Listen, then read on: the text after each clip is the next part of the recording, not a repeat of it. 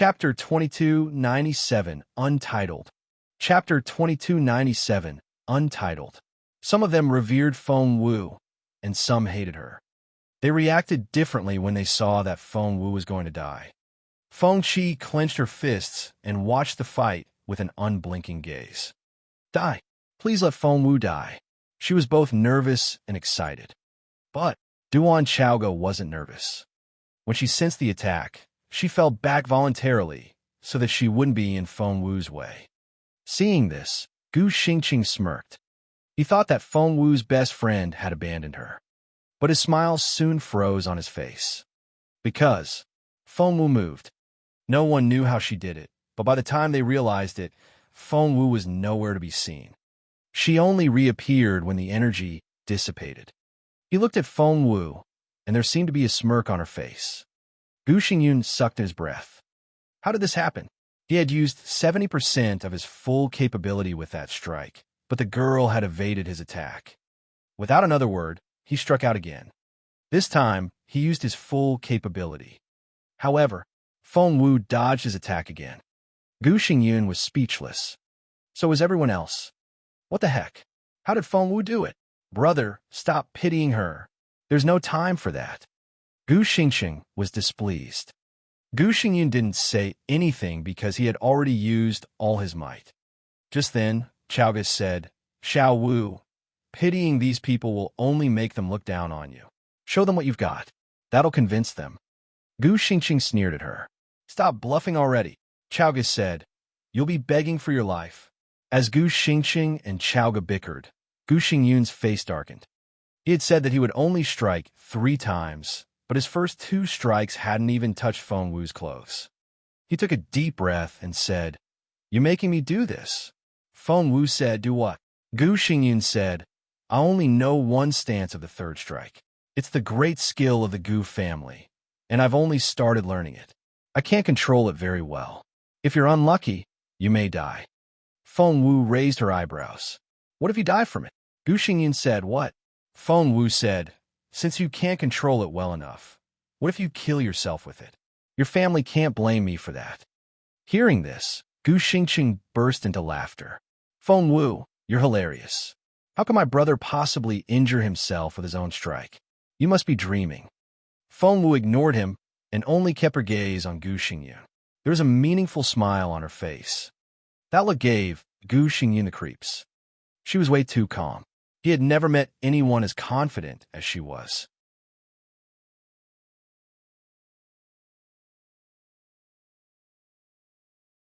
Chapter 2299, Untitled. Chapter 2299, Untitled. Gu Xingyun wanted to speak, but he spat out a mouthful of blood and fainted. No one made a sound. They looked from his severely wounded Gu Xingyun to the calm Feng Wu. Gu Xingqing glared at Feng Wu. You're dead. I mean it. Although Feng Wu had won the battle, the others only felt sorry for her. Because just as Gu Xingqing had said, she really had offended the Gu brothers. Song Yichen whispered, Run while you can before the other Gu brothers arrive. Feng Wu only shook her head and smiled. Their 4th brother is a top student in year 3. Ning Yao said anxiously, I hear that he's already a level 3 spiritual lord. He'll kill you. Song Yichen said, Their 3rd brother is in year 4, and the older ones will keep coming. How are you going to fight them all? Just run. Just then, someone ran to their side and whispered something to Chaoga before handing her a note. Chaoga read it and was shocked. She immediately handed it to Feng Wu. Feng Wu read it. It was from Uncle Chiu. It said, Qiuling's life is in danger. Come back to Fallen Star Yard. Feng Wu paled. She and Qiuling grew up together, and she had always considered Qiuling a friend. Without hesitation, she told Chaoga, Let's go. They soon dashed off.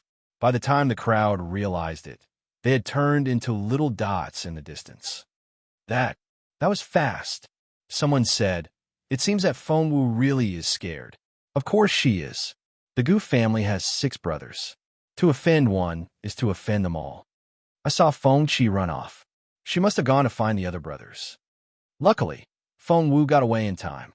Feng Wu didn't care what other people said about her.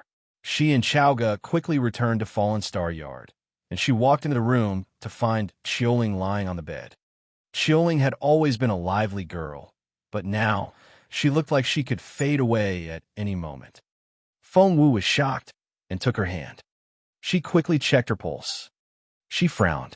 Had it not been for Qiuling's ultimating body, she would have lost her cultivation ability already.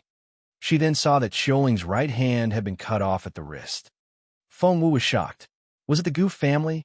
Blue veins popped on Feng Wu's forehead. With Qiuling's ultimating body, she could make great achievements in the future, but now her hand had been cut off. It was the same as Lady Gu, so it didn't take a genius to figure out who the culprit was. Uncle Qiu fought back his anger and said quietly, Qiuling went out to do some grocery shopping this morning, but it took her forever to come back. When I went to look for her, I found her by the side of the road, and she was already like this.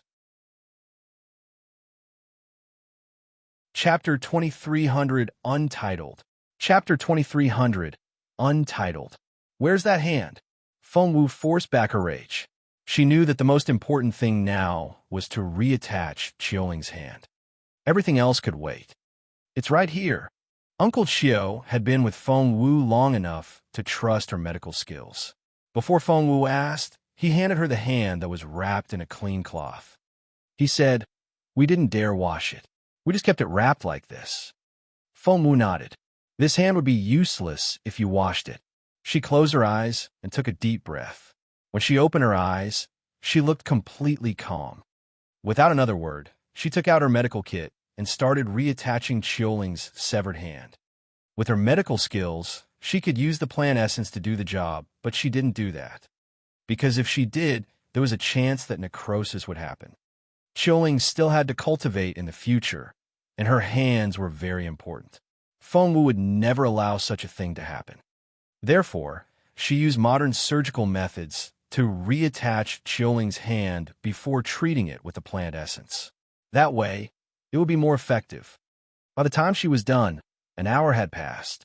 Feng Wu had maintained a very serious face the whole time, and the atmosphere in the house was very tense. Granny Zhao didn't dare make a sound. Feng Wu finally walked out of Qiuling's room. "Miss Wu, how's Qiuling?" Granny Zhao and Uncle Qiu had always thought of Qiuling as their daughter, and they were very concerned. Feng Wu looked furious. "She'll be fine probably, but I still need to keep an eye on her." She then asked Uncle Qiu. The attacker injured her as payback. Was there a message? Granny Zhao handed Feng Wu a note. "This fell out of Qiuling's clothes when I was changing." Feng Wu read the note. "I cut off your maid's hand and destroyed her cultivation ability. Come and get me. I dare you." Gu Xingyuan. Gu Xingyuan? Chaga cried out. "I know him. He's the third Gu brother. I heard his name as soon as I entered year 3. He's quite high up on the billboard. I think he's a level 3 spiritual lord." Feng Wu grabbed the fire dragon rod and dashed off without another word. "Xiao Wu, where are you going?" Chaoga ran after her. "Are you going to find Gu Xingyuan? I saw Feng Qi run off just then, and she must have gone to him for help. Gu Xingyuan is probably in year 2 now." Feng Wu had been headed for year 3, but hearing Chaoga's reminder, she went to year 2 instead. Meanwhile, Feng Qi actually went to find Gu Xingming, the 4th brother. As for Gu Xingyuan, no one had seen him after Feng Qi complained to him that morning about her mother's severed hand. When Feng Qi and Gu Xingming arrived at year 2, Feng Wu wasn't there. This time, Feng Qi had brought 4 other students apart from Gu Xingming. All 4 of them were from year 3, and they were here to watch the fight. Where's Feng Wu? Having found her help, Feng Qi was anxious to find Feng Wu. Chapter 2301 Untitled. Chapter 2301 Untitled. Song Yichen rubbed his nose and wanted to slip away. But Feng Qi had an eye on him. "You," she pointed at Song Yichen. "I saw you mumbling with Feng Wu earlier. She's your friend, isn't she? Where did she go? Tell me." Song Yichen shrugged. "Hey, be reasonable." Feng Qi smirked. "I don't care what your relationship is. If Feng Wu doesn't show up today, I'll beat you up instead. It's just not your lucky day." "Hey," Song Yichen was furious. That didn't make any sense at all. Seeing Gu Xingqing and Gu Xingyun, Gu Xingming frowned and walked up to them. What happened? It was Feng Wu. Gu Xingqing's condition had improved, so he gritted his teeth and said, "It was all because of Feng Wu. She injured Feng Qi and our aunt and destroyed their home. And now, she injured me and Xingyun. Brother Xingming, you have to teach her a lesson." On their way here, Feng Qi had said a lot of bad things about Feng Wu, so Gu Xingming had already formed his own opinion. He asked, "Where is she?" "She's gone." Gu Xingqing smirked. "But she won't get away. Let's go to the Feng clan. If they refuse to give her up, we'll take their houses apart." Seeing his injured brothers and the humiliation they had suffered, Gu Xingming nodded. "Let's go." "Where are you going?" Gu Xingming turned around to see a stunning girl standing in front of him. She wore a red dress and looked furious. Feng Wu. Gu Xingming didn't know who she was, but everyone else was looking at her in astonishment. "Didn't you run off? Why are you back?" Song Yichen was concerned. Now that Gu Xingming was here, Gu Xingyuan would follow. Feng Wu would die. Feng, he ignored Song Yichen. She asked Gu Xingming, "Are you Gu Xingyuan?" Gu Xingming shook his head. "I'm Gu Xingming, their fourth brother." Feng Wu frowned. "I don't want to beat you up. Get Gu Xingyuan here." Everyone sucked in their breaths. What did she mean by not wanting to beat him up? She sounded as if she could beat up whoever she wanted. Song Yichen buried his face in his hands. He also thought that Feng Wu was bluffing. The Gu brothers were shocked at first, but they soon realized what she had said. Gu Xingyan had passed out. Gu Xingqing snorted and gave Feng Wu a contemptuous look. As for Gu Xingming, he sneered at Feng Wu. "Brother Xingyuan is in year 4, and you're only a year 2 student. You must be dreaming if you want to challenge him." Because of what had happened to Qiuling, Feng Wu was furious with the whole Gu family. She said, "Then I'll beat you up first." She charged at him. She was using the fire dragon rod, and anyone hit by the rod would find it impossible to get away. Word soon got out that Feng Wu was fighting Gu Xingming. In Chief Qiao's office in year 2, someone had already gone there to deliver the news. That person was none other than Xiao Er, Chief Qiao's second daughter. Chapter 2302, Untitled. Chapter 2302, Untitled. Dad, Dad, Feng Wu is fighting again. Chief Qiao had never liked Feng Wu. Since Chief Liu, who liked Feng Wu, had gone traveling, there was nothing Chief Qiao needed to worry about. He sipped his tea and glanced at Xiao Er. "Feng Wu, do you mean the one who's 8th on the billboard? There are 7 students ranked above her, aren't there? Let them discipline her." "Dad, Feng Wu is fighting the Gu brothers," Xiao Er said excitedly. Chief Qiao asked, "Which Gu brothers?" Xiao Er said, "Which other Gu brothers can they be?" "The 6 geniuses, of course." Chief Qiao said, "I'm asking because the youngest of the Gu brothers is already the top student in year 2, and Feng Wu is only 8th. How could she possibly fight him? You should say that Feng Wu is getting beaten up by the brothers, not fighting them." Xiao Er said, "It's not like that, Dad. Feng Wu has already defeated Gu Xingqing and Gu Xingyun. She's fighting Gu Xingming now." "What?" Chief Qiao only came to his senses then. "What do you mean she defeated Gu Xingyun and Gu Xingqing?" Xiao Er said, "What else can I mean? Gu Xingqing and Gu Xingyun have been beaten up. That's impossible." Xiao Yi came into the room at the moment, and she shook her head when she heard what Xiao Er said. "Feng Wu is only 8th on the billboard. Sister, don't make up stories." Xiao Er snapped. "Do you think I want to sing her praises? I want Feng Wu to stay at that level too. I want her to be a level 7 spiritual elder forever. However, she's made huge progress in the few months that she was gone. There's nothing I can do." Xiao Yi frowned. "Did Feng Wu make huge progress? I thought that was Duan Chaoga." Xiao Er said, "Yes, Duan Chaoga is much more capable now, but for some reason, so is Feng Wu." Xiao Yi said, "But Feng Wu's already broken through once. It can't be happening again. What level is she now? A level 9 spiritual elder?" Xiao Er said reluctantly, "Gu Xingqing is the top student in year 2, and he's a level 8 spiritual elder." Chief Qiao and Xiao Yi nodded in unison. Xiao Er said, but Feng Wu severely injured Gu Xingxing. Xiao, he said, that is to say, Feng Wu is a level 9 spiritual elder, right? Xiao Er glanced at her. She seemed to see herself in her sister. Xiao Er also wished that Feng Wu was much less capable, but in fact, Gu Xingyin came to back his brother up, but Feng Wu almost killed him, Xiao Er said reluctantly. Gu Xingyin is one of the top students in year 3, and Xiao, he looked at her father. Chief Xiao rubbed his chin. He's a level 1 spiritual lord. Xiao, he sucked in a breath. That is to say, Feng Wu is a level 1 spiritual lord now. Xiao Er looked at her silently. Xiao, he had to raise her estimation a little. A level 2 spiritual lord. Xiao Er said, Gu Xingming is fighting Feng Wu now. Let's go have a look. If Gu Xingming could defeat Feng Wu, her cultivation level was still within expectations. Otherwise, Xiao Yi's stomach lurched. How did Feng Wu do it? The students who had entered Imperial College at the same time as Feng Wu were still in year 1, but she could already fight a year 3 student. Chapter 2303, Untitled. Chapter 2303, Untitled.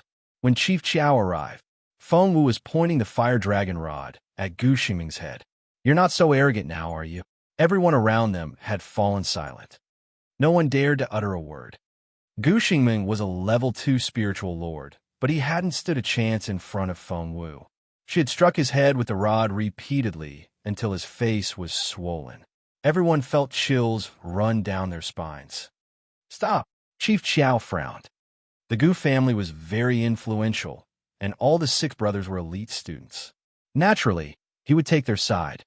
Feng Wu heard him, but when she remembered Qiuling's injury, she ignored him. She didn't stop hitting all 3 brothers, as well as Feng Qi. Feng Qi was the source of all the trouble. Of course, Feng Wu needed to teach her a lesson. Thump! Thump! Thump! Feng Qi's face was covered in bruises as well. Chief Qiao was furious when Feng Wu ignored him. He shouted, "Stop it now!" He reached out and wanted to grab Feng Wu from behind. That strike would severely injure Feng Wu. Watch out! Chava cried out. Feng Wu sensed the formidable energy, so she shifted to the side to dodge the strike. She smirked and gave Chief Qiao a cold glance. Chief Qiao, are you going to take their side now? If so, bring it on. Chief Qiao couldn't control his rage. He was about to charge at Feng Wu when he heard a tiny voice in his ear. The tone was very commanding. Any spiritual king who dares to attack Feng Wu will be killed instantly. Chief Qiao felt a cold breeze on his neck, and he shuddered. Who was it? Chief Qiao looked around, but all he could see were the year 2 students. However, that warning had to have come from a very capable cultivator. Was he dreaming? Of course not, because he couldn't even move a finger, as if he had been tied up with an invisible rope. How terrifying! Who could it be? Frightened, Chief Qiao didn't dare to make any reckless moves. But Xiao, he didn't know that her dad had just been warned, and she bellowed at Feng Wu. Feng Wu, who the hell do you think you are? You're talking to Chief Qiao now. Do you want to get kicked out of Initial? Feng Wu grinned. Who the hell do I think I am? Is that how a teacher of Imperial College is supposed to talk? Are you trying to get yourself fired? Xiao, he didn't know what to say. She tugged at Chief Qiao. Dad, because of Feng Wu, Xiao, he had almost been fired once. Luckily, her father made the whole thing go away, but she just wouldn't learn. Chief Qiao took a deep breath and stared at Feng Wu. What level are you now? He realized that he couldn't tell how advanced Feng Wu was, which put him in a difficult spot. Feng Wu grinned. I'm the top student in year 2 now. What do you think? Chief Qiao closed his eyes. What an impressive girl. He realized that when he exerted the power of a level 1 spiritual king, the girl wasn't frightened. Moreover, there was also that capable person with that warning. He wondered what happened to Feng Wu in the past few months. Chapter 2304, Untitled. Chapter 2304, Untitled. Chief Qiao looked from Feng Wu to the 3 Gu brothers and shook his head. He couldn't decide who would win in the end. Xiao, he wanted to shout at Feng Wu again, but Chief Qiao yanked her back. Shut up. Chief Chiao gave her a stern look. Chiao, he was perplexed. Her father had always doted on her and had never spoken to her in such a strict manner. Chief Chiao realized in astonishment that Feng Wu was too capable for year 2 now, and that unknown powerful man also frightened him. Everyone had thought that Chief Chiao would force Feng Wu to conform, as was his usual style. The Gu brothers were so pleased. But Chief Chiao did something that puzzled them all. Chief Chiao walked up to Feng Wu and forced a smile. He asked respectfully, "So, how do you want to proceed?" The others couldn't believe their ears and eyes. Why would Chief Chiao use that tone? Why would he even ask Feng Wu?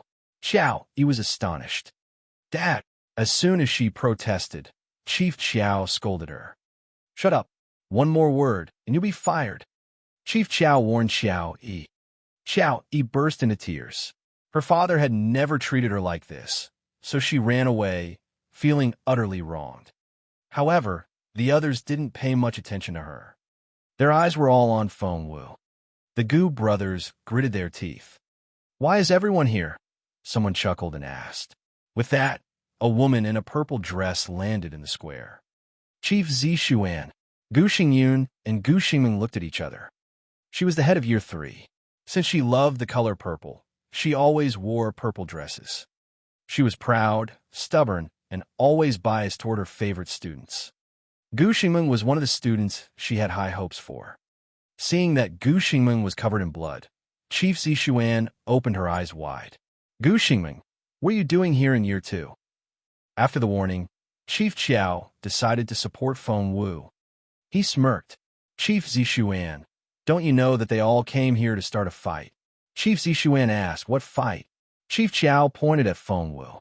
"They're all here to attack this girl, but they underestimated her, and she ended up beating them up." Chief Zixuan frowned. "Nonsense.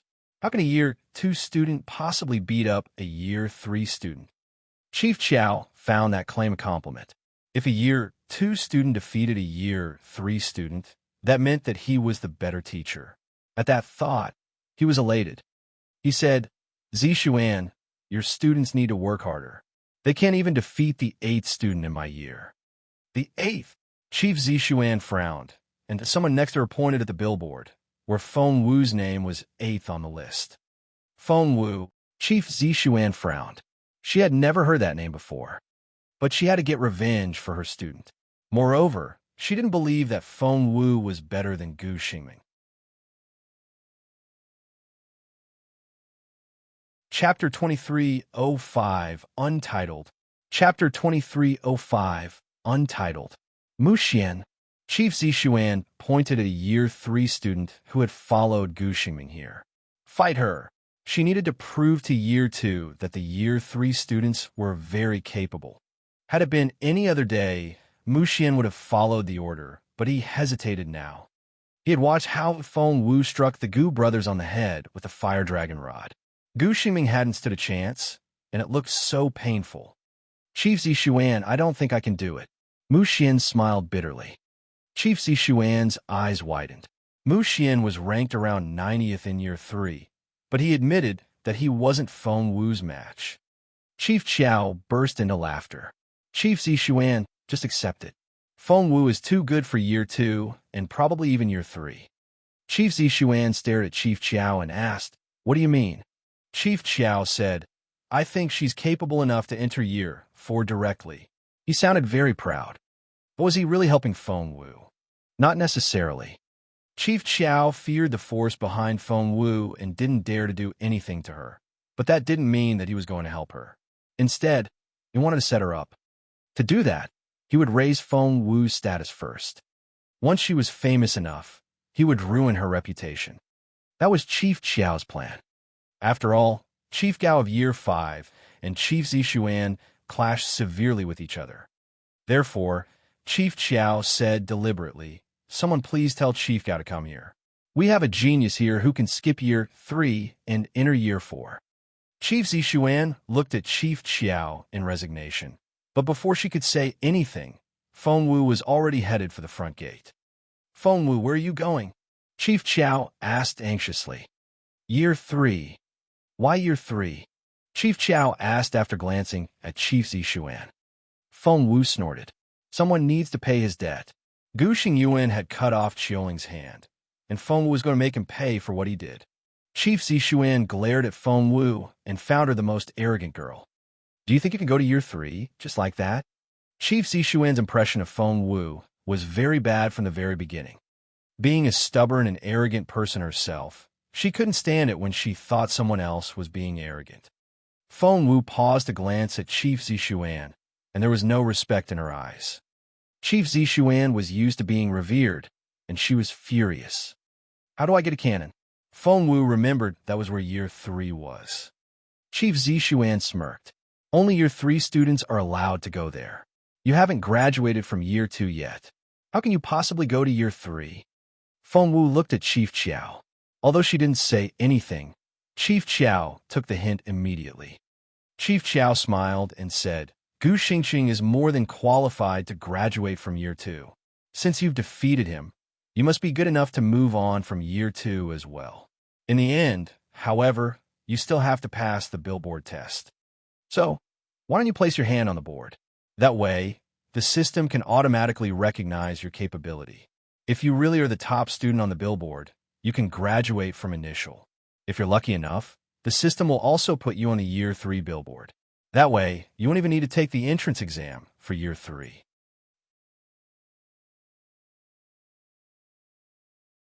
Chapter 2306, Untitled. Chapter 2306, Untitled. Feng Wu walked up to the billboard without saying another word.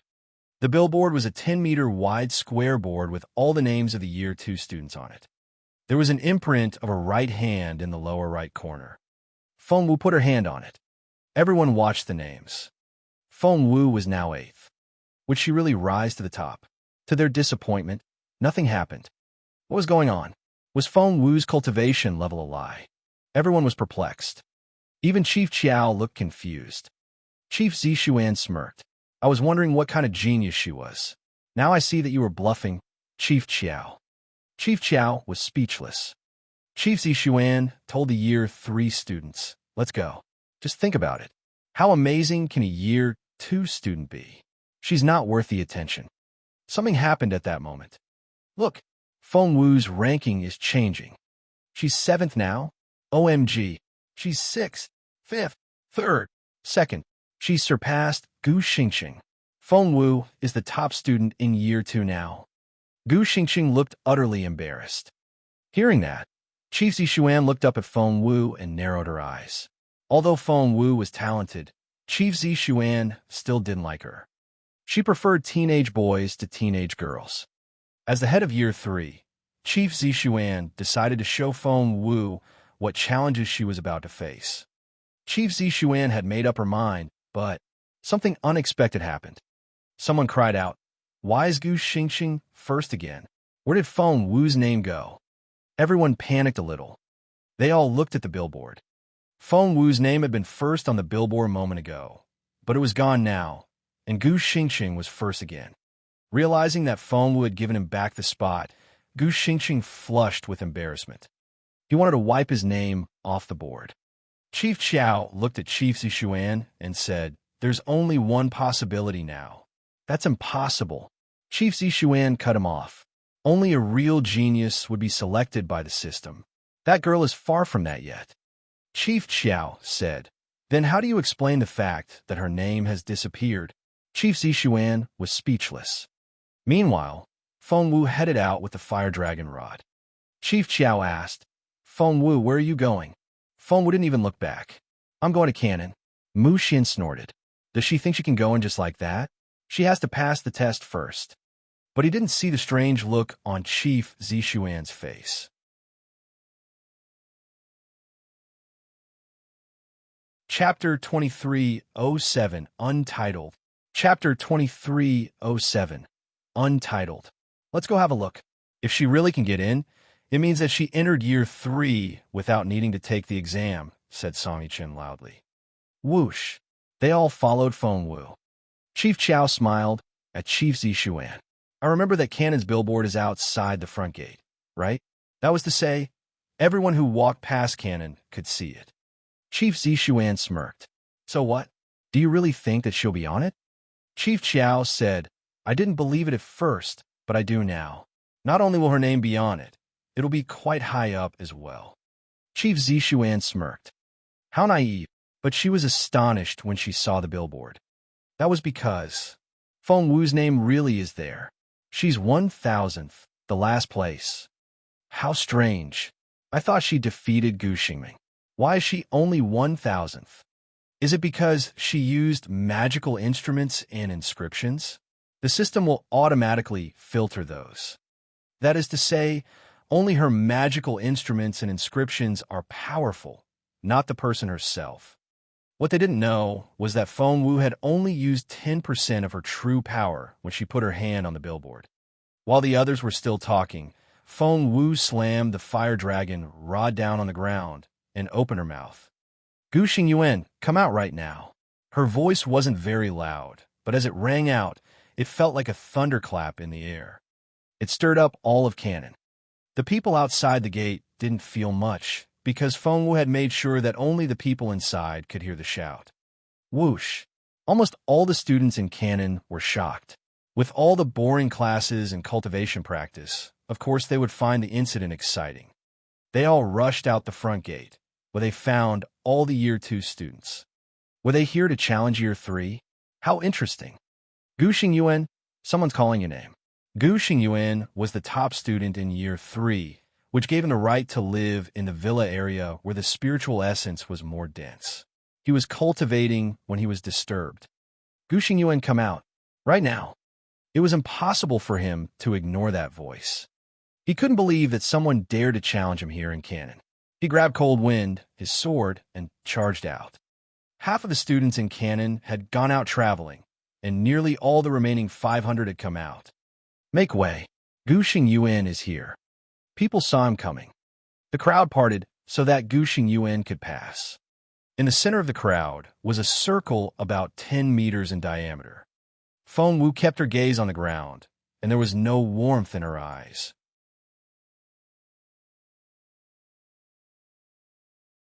Chapter 2308, Untitled. Chapter 2308, Untitled. Brother Xingyuan, you're finally here. Seeing Gu Xingyuan, Feng Qi burst into tears. Help Brother Xingyun, Xingxing, and Xingmeng. Feng Wu beat them up so badly. Brother Xingyun almost died. What? Gu Xingyuan stared at Feng Qi. Are you talking about the Feng Wu who destroyed your house? Feng Qi nodded. Yes, that's her. Now she's injured them. Interesting. Gu Xingyuan pushed Feng Qi out of his way and walked up to Feng Wu. I don't care if Feng Qi is telling the truth. You only have one chance. He pointed at the meadow and said, kneel now and kowtow 100 times.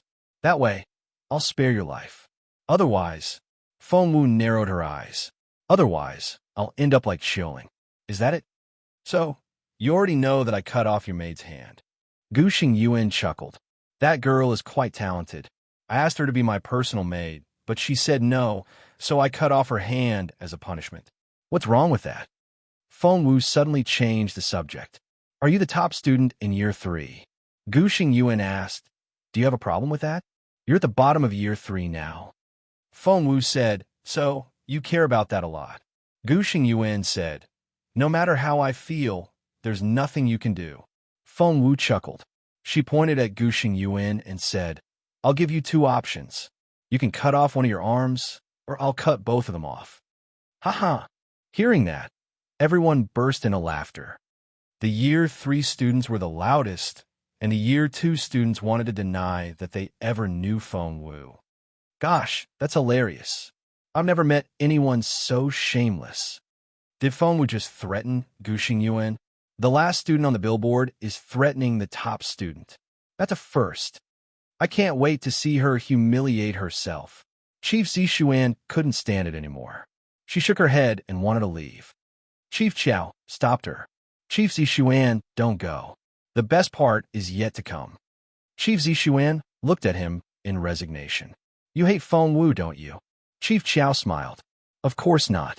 Feng Wu is the most talented student in Initial. As the head of Initial, I adore her. Chief Zishuan said, If you really care about her, shouldn't you try to talk her out of it? Chief Qiao glanced at her. Do you also think that Feng Wu isn't Gu Xingyuan's match? Chief Zixuan shook her head. The two of them aren't comparable at all. Chief Qiao raised his chin. That's right. Gu Xingyuan doesn't stand a chance at all. Chief Zixuan rolled her eyes at him.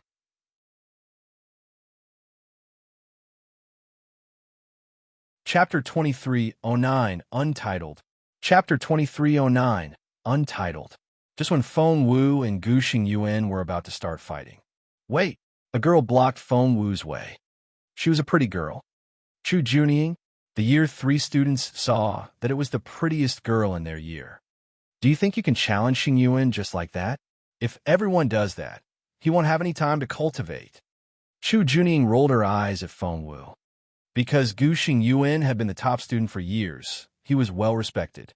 Hearing that, the other students nodded as well. That's right. You don't get to challenge our top student just because you want to.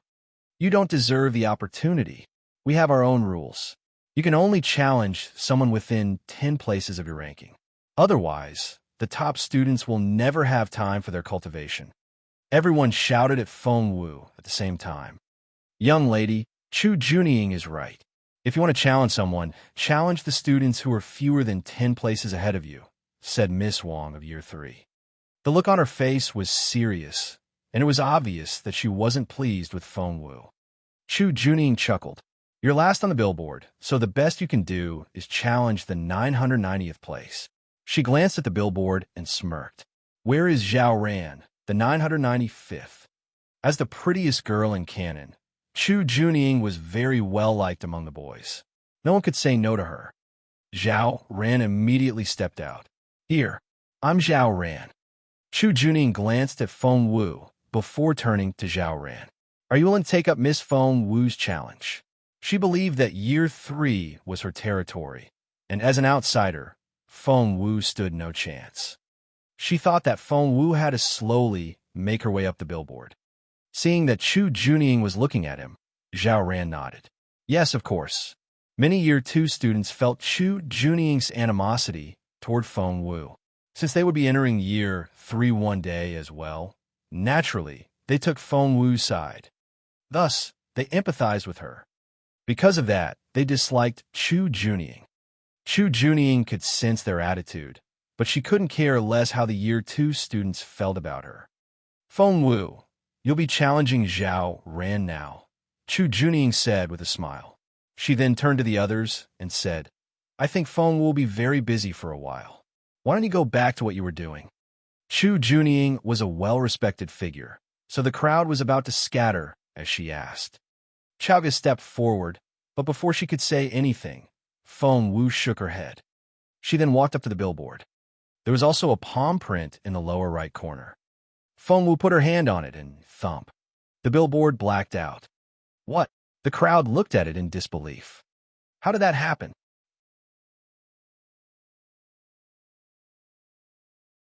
Chapter 23:10, Untitled. Chapter 23:10, Untitled. That was so terrifying. Chief Zixuan and Chief Qiao looked at each other, and they both had a bad feeling. Chief Qiao cleared his throat. Is there a glitch in the system?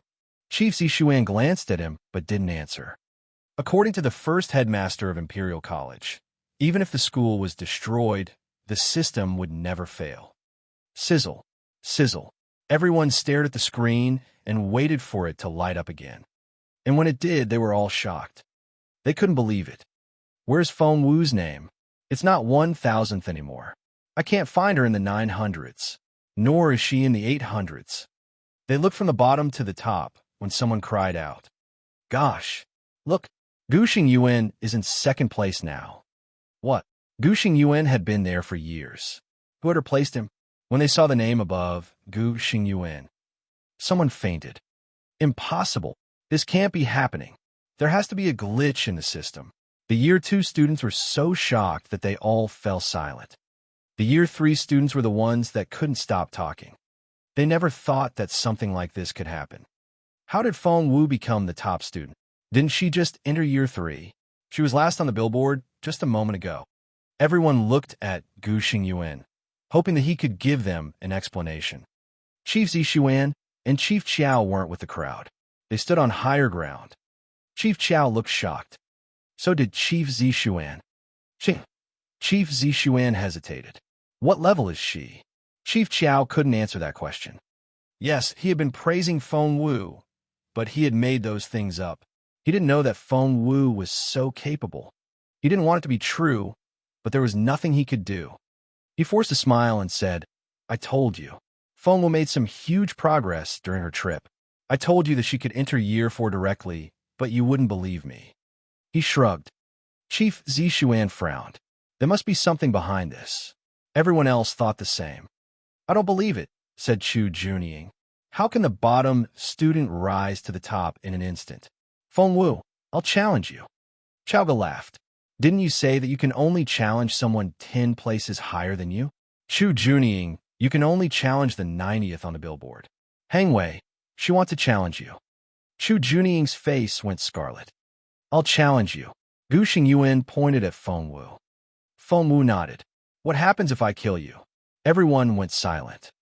No, you can't kill anyone here in the college. Chu Junying said anxiously. The others all looked at her. Why did she look so anxious? Did she think that Gu Xingyuan would lose?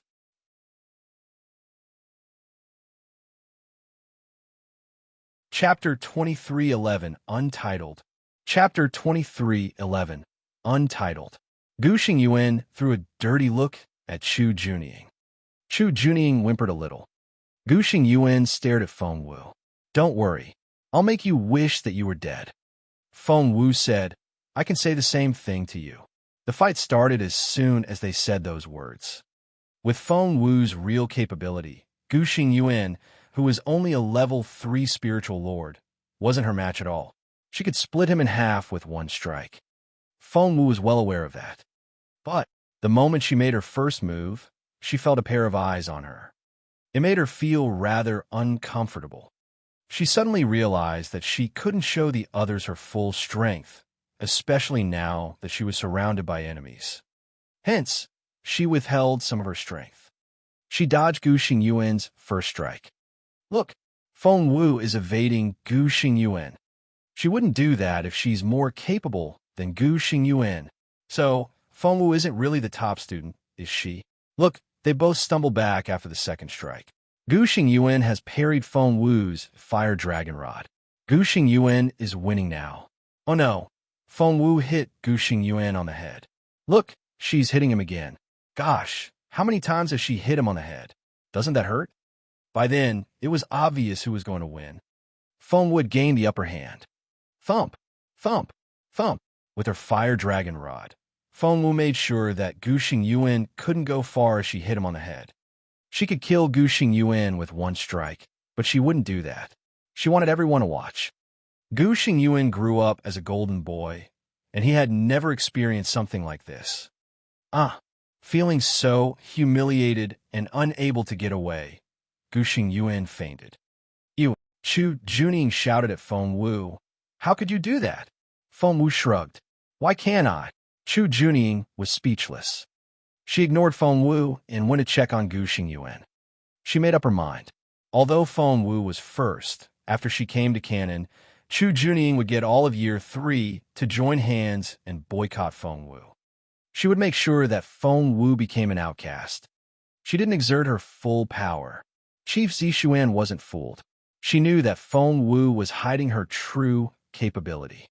Chief Qiao felt conflicted. That means that she can do even better. Chief Zishuan said, You were right. She's too good for Year 3. Chief Qiao said, Are you saying that she'll skip Year 3? Chief Zishuan said, Year 1 to Year 3 is only the first stage of Imperial College, and Year 4 is a different story. The gap is huge. If Feng Wu is so capable, she should go to Year 4 as soon as possible. Chief Zishuan grinned. In Year 4, one is expected to defend the Empire. Chief Qiao smiled as well when he recalled how mysterious Year 4 was.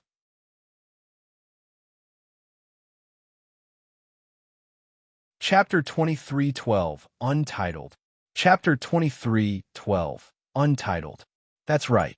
She'll have responsibilities once she enters year 4. We'll have to wish her good luck. Chief Zishuan glanced at Chief Chiao. I see that you're not on Feng Wu's side after all. Chief Chiao said, I don't know what you're talking about. I wish her all the best. Chief Zishuan didn't believe him. She narrowed her eyes and looked at Feng Wu. If you want to go to year 4, you can also come to me to take the test, said Chief Zishuan. Feng Wu frowned a little. Somehow, she felt that things weren't so simple. No one is allowed to tell any outsider what happened here today. If you do, you can stop coming to school. Chief Zishuan left after those words. Feng Wu watched suspiciously as Chief Zishuan walked away. Not a word to outsiders? Why? Xiaoge wouldn't have it. Xiao Wu was so amazing, and everyone should know about it. Why can't we spread the news? Feng Wu didn't understand it either. Seeing that Guxing Yuan had passed out, she didn't feel so angry anymore. She was about to move closer when Chu Junying stopped her and said nervously, What do you want to do to him? Feng Wu would want to cut off his hands, but he was unconscious, and it didn't seem fair. Fine, you can keep your hands for a few more days. Feng Wu left after saying that. Xiao Wu, are we going back home? Xiaoge asked when she saw the direction Feng Wu was headed in. Feng Wu then realized that she had forgotten something very important. She was here to ask about Grand Secretary Feng. She then took Xiaoge to see Mr. Lu. Grand Secretary Feng was the acting headmaster of Imperial College when Mr. Lu went into seclusion. Now that Mr. Lu had come out of seclusion, Grand Secretary Feng was gone. Was there something behind it? When Feng Wu arrived, she was greeted by Mr. Lu's personal servant. His name was Songzi, and Feng Wu had met him before.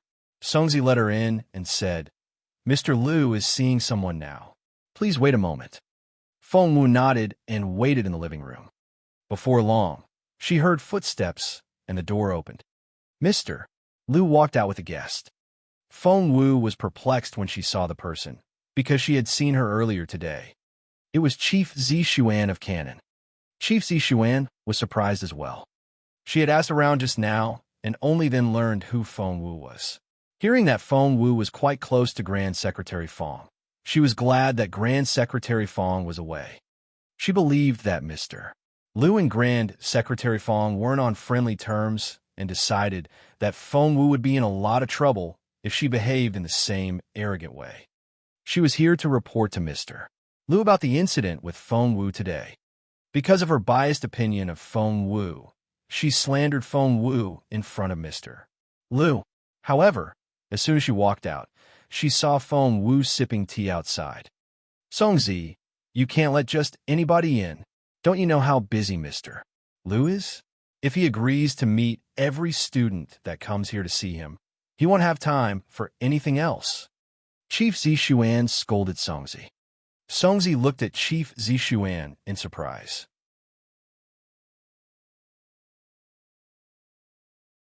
Chapter 23:13, Untitled. Chapter 23:13, Untitled. Hearing those words, Mr. Lu laughed. Zishuan, this girl isn't just some random visitor. She's my young friend. Aren't you, Xiao Wu? Chief Zishuan was astonished. Now that Grand Secretary Feng was away, Mr. Lu had announced that Feng Wu was his young friend. What? She didn't want to say another word, and promptly left. Come in and sit down. Mr. Lu welcomed Feng Wu into his office. Feng Wu didn't beat around the bush. Why did Grand Secretary Feng leave in such a hurry? Couldn't he wait for me to come back? Mr. Lu looked at Feng Wu and went silent. Feng Wu frowned. Is there something I should know? Mr. Lu sighed. You were only a spiritual master when you came to Imperial College, but not a year has passed, and you've already become so amazing. You really are a genius. He was filled with emotions when he recalled his first meeting with Feng Wu. Feng Wu was amazed as well. She had only started cultivating again less than a year ago, but she had risen from a spiritual master to a spiritual lord. You're a level 9 spiritual lord now. That's so unbelievable. Mr. Lu tapped Feng Wu on the forehead. How can you be so talented? Feng Wu shrugged. I can't help it. Mr. Lu, who had always been so serious, burst into laughter. You mischievous girl. But you're right. You really can't help it. It's your destiny. Seeing her innocent face and bright eyes, Mr. Lu couldn't bring himself to tell her what hardships people with such a destiny would go through. But Feng Wu saw it on his face. Mr. Lu, do you want to tell me something? Mr. Lu only said, stay in year 3 for a bit longer. You don't need to rush into year 4. Feng Wu asked why she didn't like her fellow classmates in year 3. Mr. Lu said, His Royal Highness can tell you the answer. But Feng Wu didn't want to go anywhere near the Crown Prince. Worried that the smart girl would guess the answer if he said too much, he wanted to send her away. Wait. Feng Wu remembered why she was there, and she asked Mr. Lu, are you sure everything's fine? Xiaoqi went with Grand Secretary Feng, and I'm worried about him. Mr. Lu said, don't worry. Traveling with Grand Secretary Feng can only benefit Xiaoqi. He then looked at Feng Wu. You're making fast progress now, but in a few years, Xiaoqi will become more efficient than you. You can't take cultivation too lightly, okay? Seeing that, Mr. Lu wouldn't tell her more. Feng Wu left his office. But his words had reassured her. The Feng clan. As soon as Feng Wu went back to the Feng manor, she felt that something was off. The servants were bustling around, but they kept giving her hesitant looks. Xiao Wu, has something happened? Even Xiaoga noticed it. Feng Wu frowned and hurried back to Fallen Star Yard.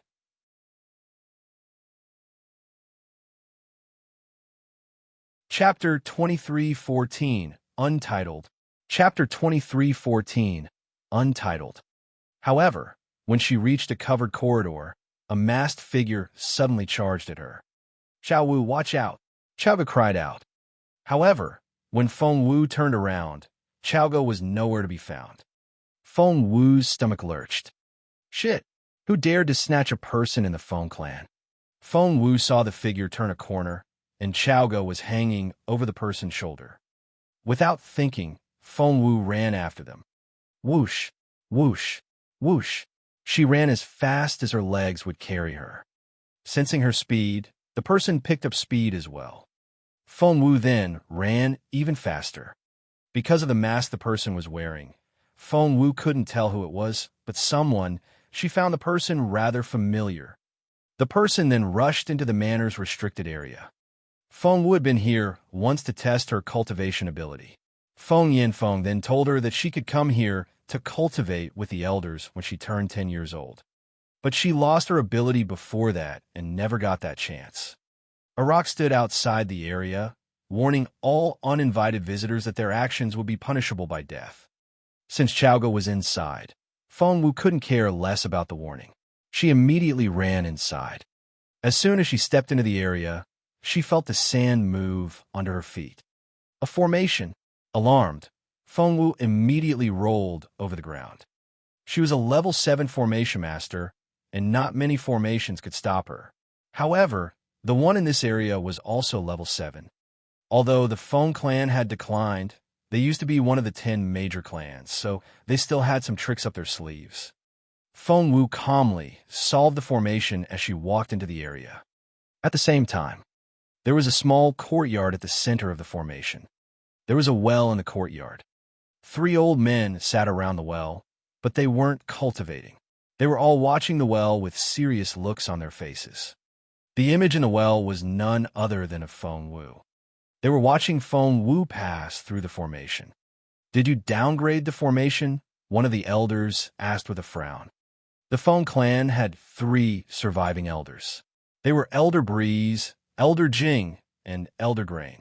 They were ranked by seniority as well as capability. The 3 of them had been living in seclusion in this area for years, doing nothing but cultivating. They were the Feng clan's last resort, and every single one of them was very capable. Earlier today, Feng Yanfeng had come here to discuss with them the matter of kicking Feng Wu out of the clan.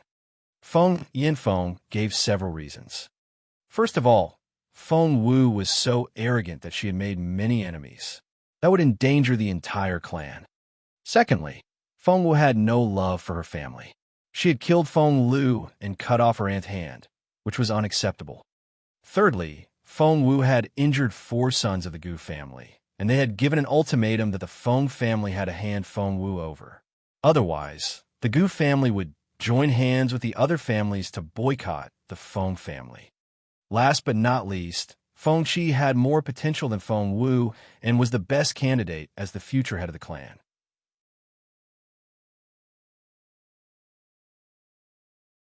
Chapter 23:15, Untitled. Chapter 23:15, Untitled. Therefore, he made a request to kick Feng Wu out of the Feng clan. In fact, it was a matter of formality. The 3 elders had indeed considered Feng Wu as their future successor, but they gave up on her after she lost her ability. They had been living here for so long that they knew nothing of the outside world or of Feng Wu's real talent. Feng Yinfeng was confident that they would believe everything he said. He could make the decision to disown Feng Wu all by himself, but to disown the entire second branch, he would need the 3 elders' approval. The reason he gave to disown the second branch was the beautiful lady. He claimed that her beauty would bring disaster to the whole clan. It was such a major issue in the Feng clan that Feng Yinfeng didn't have the authority to make the decision on his own. Of the 3 elders, Elder Breeze was neutral, Elder Jing was against the idea, and Elder Grain didn't mind disowning Feng Wu and her family. Usually, they wouldn't bother to discuss such a thing and would have said yes without hesitation. But Elder Jing wouldn't have it this time because he was the one who had tested Feng Wu's talent back then. He said, "Other things aside, I don't believe that Feng Qi is more talented than Feng Wu." Elder Grain said, "Feng Wu has lost her ability, so just forget about her." Since neither Elder Breeze nor Elder Grain would give in, Elder Breeze made the call. In that case, just let Feng Qi compete with Feng Wu, and we'll have the answer. To lure Feng Wu to the restricted area, they used Chaoga as bait. While they watched the image in the well, Chaoga sulked on the side. Elder Jing was pleasantly surprised. He pointed at the well and said, "Look, Feng Wu is doing great." She was only surprised at first. After that, she's been perfectly calm. Elder Breeze nodded. This is a level 7 formation, and even Feng Yinfeng can't get in. However, Feng Wu has been solving the formation as she walks. None of the traps have been a problem for her. Elder Grain didn't like Feng Wu. Hearing that, he frowned and asked, "How can it be possible that she knows how to solve the formation on her own?" "Jing, you didn't tell her how to do it, did you?" Elder Jing threw a dirty look at Elder Grain. "You were the one who snatched the girl. I've never had any contact with Feng Wu. If someone told her how to solve it, it would be you." That shut Elder Grain up. There was no way that he could have told Feng Wu that information. But how did she do it? Even if she started cultivating when she was in her mother's belly, she still can't have reached level 7. Is she even human? Elder Grain was perplexed. Chaoga was lying on the ground as she listened to them. She didn't like Elder Grain's tone. "Hey, old man, watch it." Chaoga was restrained, but though she couldn't move, she could still talk. "What do you mean by that? Of course Xiao Wu is human. She's just amazing like that. Are you jealous?" Elder Grain didn't expect to see her wake up so soon and was taken aback. He was infuriated when he heard what Chaoga said.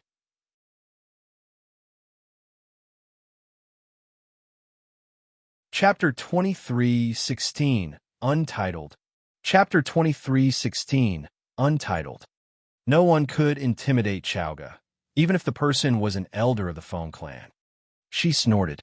Xiao Wu is a level 7 formation master and a level 7 inscription master. She can go through your formation with her eyes closed. Ew. Elder Grain couldn't stand it when other people talked back. He wanted to smack Chaoga, but Elder Jing stopped him. "Grain, calm down. Even if you want to get back at her, wait until she's done talking."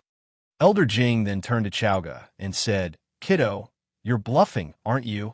"Of course not. You people have been stuck here for so long that you know nothing about what's going on outside," Chaoga said grumpily. Not only is Xiao Wu a level 7 inscription master and a level 7 formation master, she's also a supreme level medicine refiner as well. Surprised? Elder Grain didn't believe a word. "Kiddo, that's just ridiculous." Chaoga was displeased.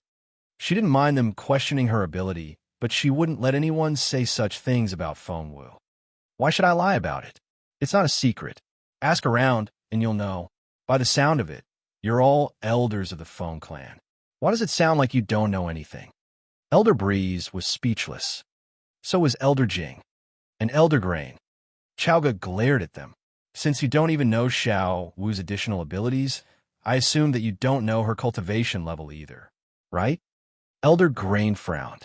Isn't she a level 7 spiritual elder? Chaoga said, oh my god. She couldn't believe her ears. You really don't know anything at all. That was 6 months ago. Elder Grain said, how much better can she be after 6 months? She'll be a level 8 spiritual elder at most. Chaoga gave him a you idiot look. Because Feng Wu often gave other people that look, Chaoga had learned it from her. It really made other people feel that they were stupid. That look gave Elder Grain the creeps. What are you looking at? Chaoga looked at the 3 old men and asked, do you really think that Feng Wu is still a level 7 spiritual elder? Elder Grain snapped. What is she then? Of course, Chaoga knew that Feng Wu was a level 9 spiritual lord, but Feng Wu had been making other people believe that she was a level 7 spiritual lord. That would be enough to scare these 3 old men. Chaoga decided to tell them that.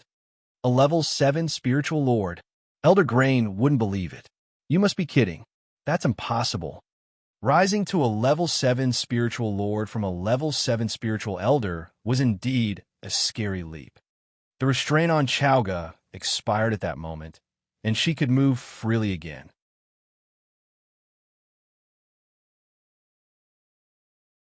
Chapter 23:17, Untitled. Chapter 23:17, Untitled. She rose to her feet and glared at Elder Grain. Has your brain gone rusty after living here in seclusion for so long? Why are you arguing with me? Give her a test, and you'll see. Elder Jing said, that's right. We'll know after we test her. He rose to his feet. Wait. Elder Grain threw a dirty look at Chaoga and stopped Elder Jing. I should be the one to test her. What if you go easy on her? Elder Jing snapped. Who do you think I am? Why would I do such a thing? Even if I wanted to do that, wouldn't you see through my tricks right away? Elder Grain said grumpily, I don't care. It has to be me. Elder Jing said, go ahead, but you'll have to answer to me if you injure her on purpose. Elder Grain grunted and left the courtyard. Feng Wu was still solving the formation. There was a desert, followed by fog, and then a maze. It was incredible. She found them very messy. There was no reasonable order at all.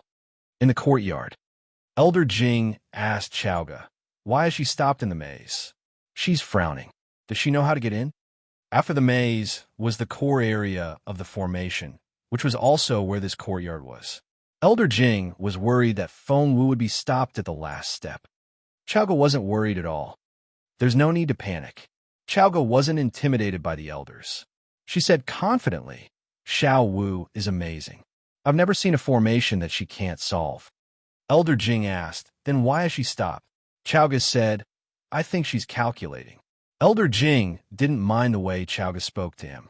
The 2 of them sat next to the well and watched eagerly. He asked, calculating? Chaoga said matter-of-factly, that's right. Xiao Wu is the smartest person I know. She never forgets anything and has great deductive abilities. She's definitely deducing the formation in the maze now. Once she's done, she'll walk through it like she's taking a stroll in her back garden. Elder Jing was shocked. Can she deduce it before even going in? Chaoga said, that's right. Isn't that what other formation masters do?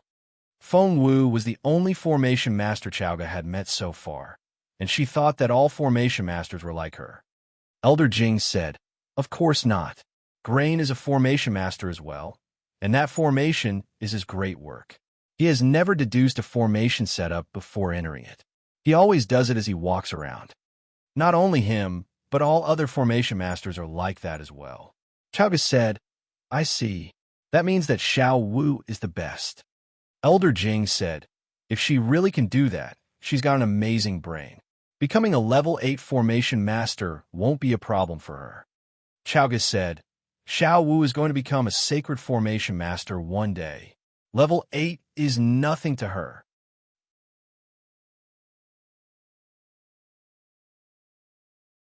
Chapter 23:18, Untitled. Chapter 23:18, Untitled. After level 8 was level 9, and only after that could one reach the sacred stage. The Junwo Empire didn't have a sacred formation master at the moment. "You're dreaming," said Elder Jing grumpily. Chaoga clenched her fists in frustration. "You'll see. Xiao Wu is the best." "Look," Elder Jing pointed at the well. "Grain is there. Gosh, what's he doing? Why is he trying to sneak up on her? That's just so low." Elder Jing and Chaoga could clearly see what was going on. Elder Breeze had been cultivating, and he was speechless when he opened his eyes. Elder Jing was behaving like a little boy. He seemed to have forgotten that he was an elder. Chaoga and Elder Jing got along surprisingly well. The two of them chatted like a pair of kids. Seeing that Elder Grain had hidden in the shadows, Chaoga clenched her fists as well, but she had confidence in Feng Wu. "Don't worry, he won't be Xiao Wu's match." Chaoga laughed inwardly. Luckily, she had told Elder Grain that Feng Wu was a level 7 spiritual lord. Because of that, he could only exert the power of a level 7 spiritual lord. Being a level 9 spiritual lord, Feng Wu would have no problem defeating him. Meanwhile, in the maze, after her deduction, Feng Wu figured out the way in and out of the maze. She then walked inside, as if she was strolling through a garden. Suddenly, she noticed something. There was a dark shadow behind a statue to her left. Was there an assassin?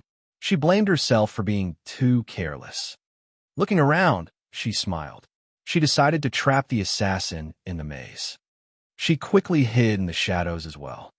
Elder Grain had wanted to take Feng Wu by surprise, but he didn't expect her to react so quickly. He convinced himself that she had only hidden behind the statue out of sheer luck.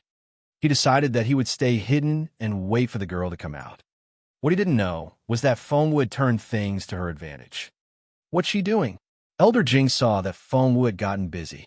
Not only was she carrying stones around, she was also quickly writing things on them. Chaoga indeed knew Feng Wu well.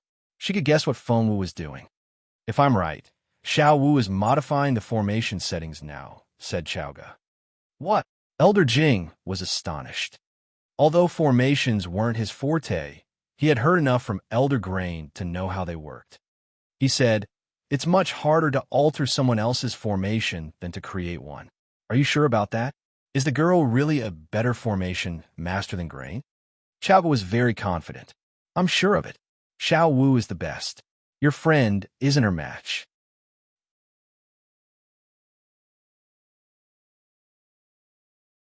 Chapter 23:19, Untitled.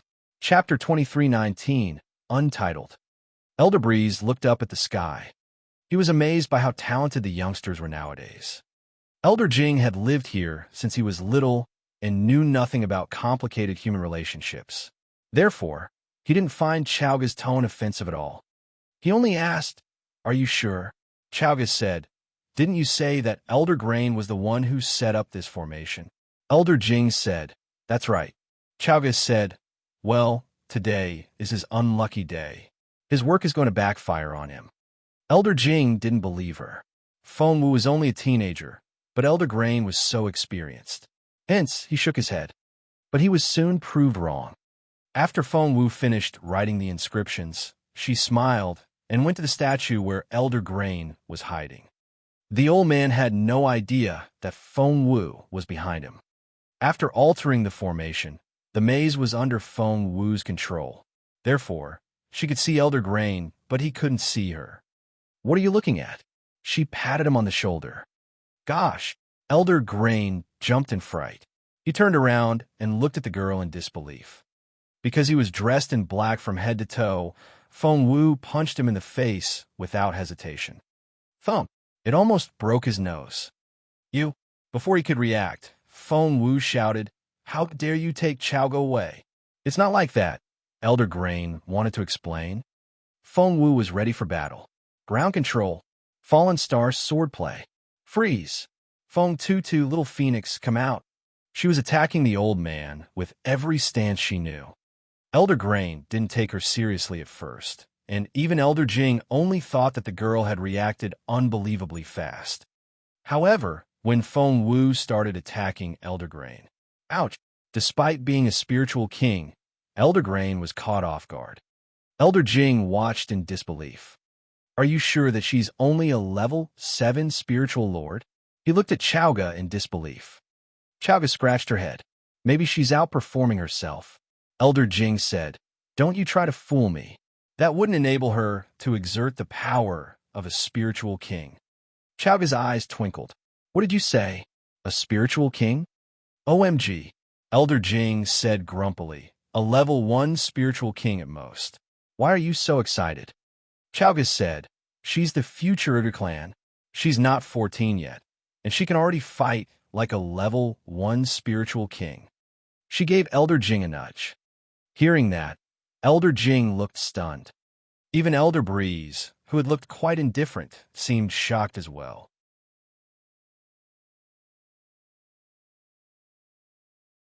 Chapter 23:20 Untitled. Chapter 23:20 Untitled. Elder Jing looked at Elder Breeze. Elder Breeze looked back at him. The future of the Feng clan. The strange silence scared Chowga. She looked at them and didn't dare say a word. Ah! Elder Jing suddenly cried out. Before Chowga realized it, he had dashed off. Ah! The wind he kicked up almost blew Chowga away. She had to struggle very hard to steady herself. Why is he so excited? Chowga asked Elder Breeze. Elder Breeze smiled so brightly that he looked 10 years younger. The look he gave Chowga was also much kinder. The Feng clan is going to rise again. He looked up at the sky and murmured. Chowga rolled her eyes at him. It was only because these people didn't know that Feng Wu had always been this amazing. Meanwhile, in the maze, Feng Wu's bombardment had taken Elder Grain by surprise. He was perplexed at first, but he was much more capable than Feng Wu, so he was infuriated after he realized what had happened. He had forgotten what he had promised Elder Jing. No level 7 spiritual elder could fight like this. Seeing that the man in black was furious, Feng Wu immediately started running. She knew that she wasn't his match. Luckily, after her modification, she could use some of the functions of the maze. It would delay the man a little, and she could use the time to get away. Feng Wu ran, and Elder Grain ran after her.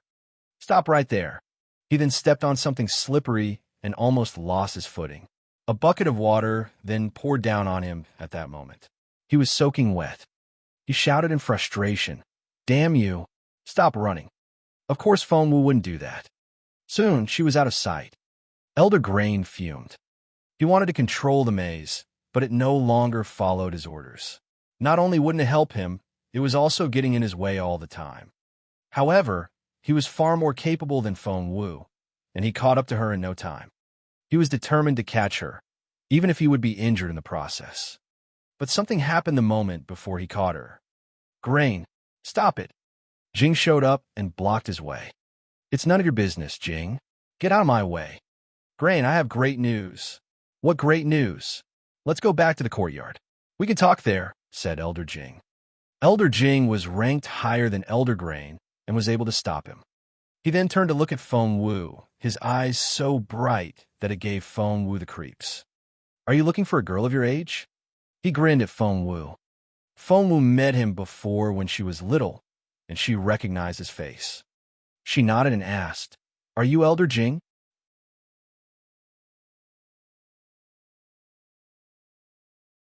Chapter 23:21 Untitled. Chapter 23:21 Untitled. Feng Wu had only been 3 or 4 when she was tested, and children of that age usually couldn't remember much. Elder Jing was thrilled when he saw that Feng Wu still remembered him. He nodded in excitement. That's right. I didn't expect you to remember me. You have an excellent memory.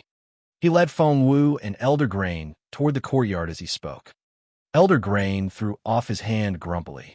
Elder Jing didn't have time for Elder Grain. He only cared about Feng Wu now. There were tears of excitement in his eyes. Feng Wu looked at Chowga in confusion, but Chowga only shrugged. Elder Jing introduced the other 2 elders to Feng Wu. This is Elder Breeze, our leader. I'm the second in seniority, and this is Elder Grain. He's kind of mean, so just ignore him. Elder Grain didn't like the sound of that. Why should he be ignored? And why did Jing care about Feng Wu so much? Elder Grain said, "Hey Jing, what's the matter with you? This girl is so vile. Didn't they say that they want to kick her out of the clan?" "I agree." Feng Wu frowned. "They? Was that Feng Yinfeng's idea?" Elder Jing snapped. "No, we're not doing that. Why would we? Have you lost your mind?" Elder Grain flared up. "Jing, what's the matter with you? Didn't we agree? She's wounded me. Of course we're kicking her out." Elder Jing bellowed. "You idiot! Have you ever met such a talented girl?" Elder Grain felt wronged. "But she wounded me. That's against the rules." Elder Jing said, "What does that mean?" "It means that she's talented. Although she broke some rules, she exerted the power of a level 1 spiritual king. And she's not even 14 yet." But Elder Grain wanted to say something, but what Elder Grain said surprised him. He said, "Her true capability is only a level 9 spiritual lord. She's cheating." Elder Jing glared at him. "Even if that's the case, she's still amazing. She's not 14 yet." Elder Grain was speechless. Elder Jing said, "And she solved and modified your formation. Grain, isn't that amazing?" Elder Grain growled, "Shut up." Elder Jing said, "You're an older man, and she's barely 14. The mention of Feng Wu's age was like a spell. Elder Grain almost felt dizzy.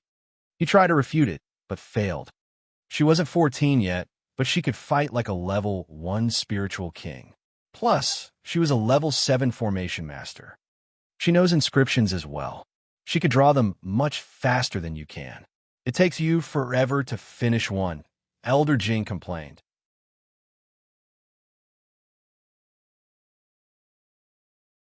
Chapter 23-22, Untitled. Chapter 23-22, Untitled. Elder Grain's face turned scarlet red. "Shut up and show me some respect." Seeing the two of them bicker like little kids, Feng Wu and Chaoga exchanged looks. How childish. Elder Jing knew that his old friend was genuinely frustrated, so he decided to leave him alone.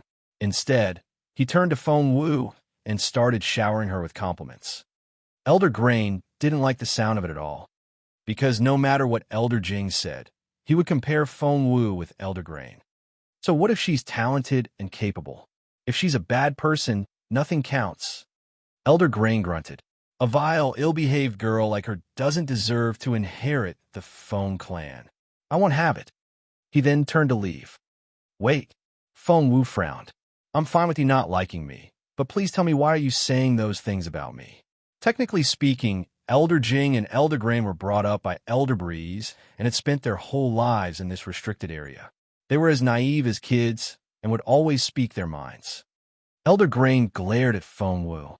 "Because that's what you are." Feng Wu asked, "Give me some examples, then."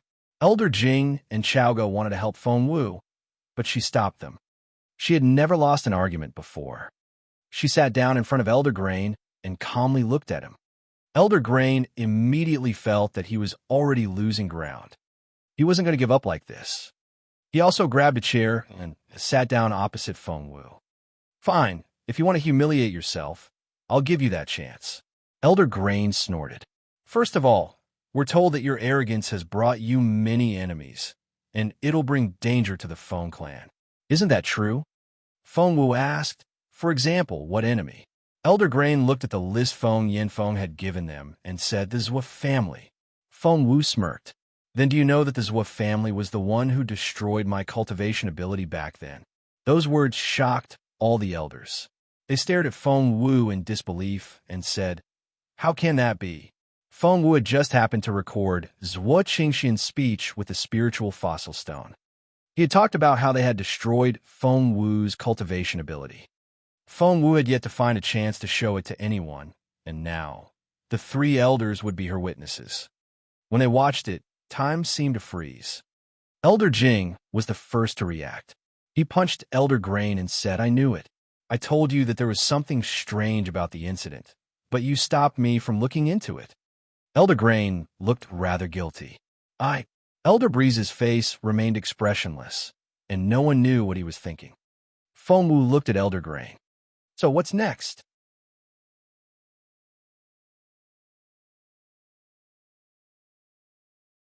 Chapter 23:23, Untitled. Chapter 23:23, Untitled. Elder Grain looked at Elder Jing and hesitated. Elder Jing snorted. If you have doubts, ask her. He had to make sure that Elder Grain accepted Feng Wu wholeheartedly. Otherwise, there would still be more trouble in the future. Next question. Elder Grain looked at Feng Wu. You don't care about your family members at all. You killed your cousin Feng Lu and cut off your aunt's hand.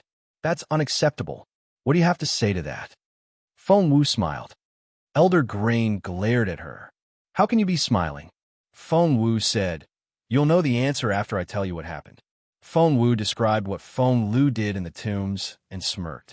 After how she provoked me over and over again, I think I was very lenient with her. She shrugged. Feng Lu had thought that as her cousin, Feng Wu would forgive her, but she had forgotten that she had never shown Feng Wu any sisterly kindness. The three elders fell silent again.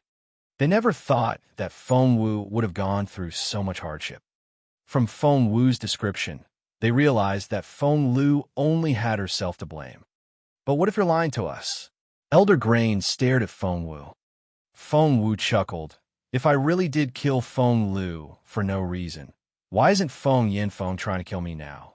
Elder Grain didn't know what to say. Feng Wu said, Over 10 people were watching, and they all saw how Feng Lu died. I won't admit to things I didn't do. Elder Jing nodded. You're right. You had many witnesses. Don't worry. I'm on your side. Go away. Elder Grain glared at Elder Jing. Feng Wu's answers to the first 2 questions were acceptable, so he moved on to the next question. You injured 4 sons of the Gu family, and they've given us an ultimatum. If we don't hand you over, they'll join hands with other families to boycott us. What explanation do you have for that? Feng Wu frowned. An ultimatum? Elder Grain showed her the letter.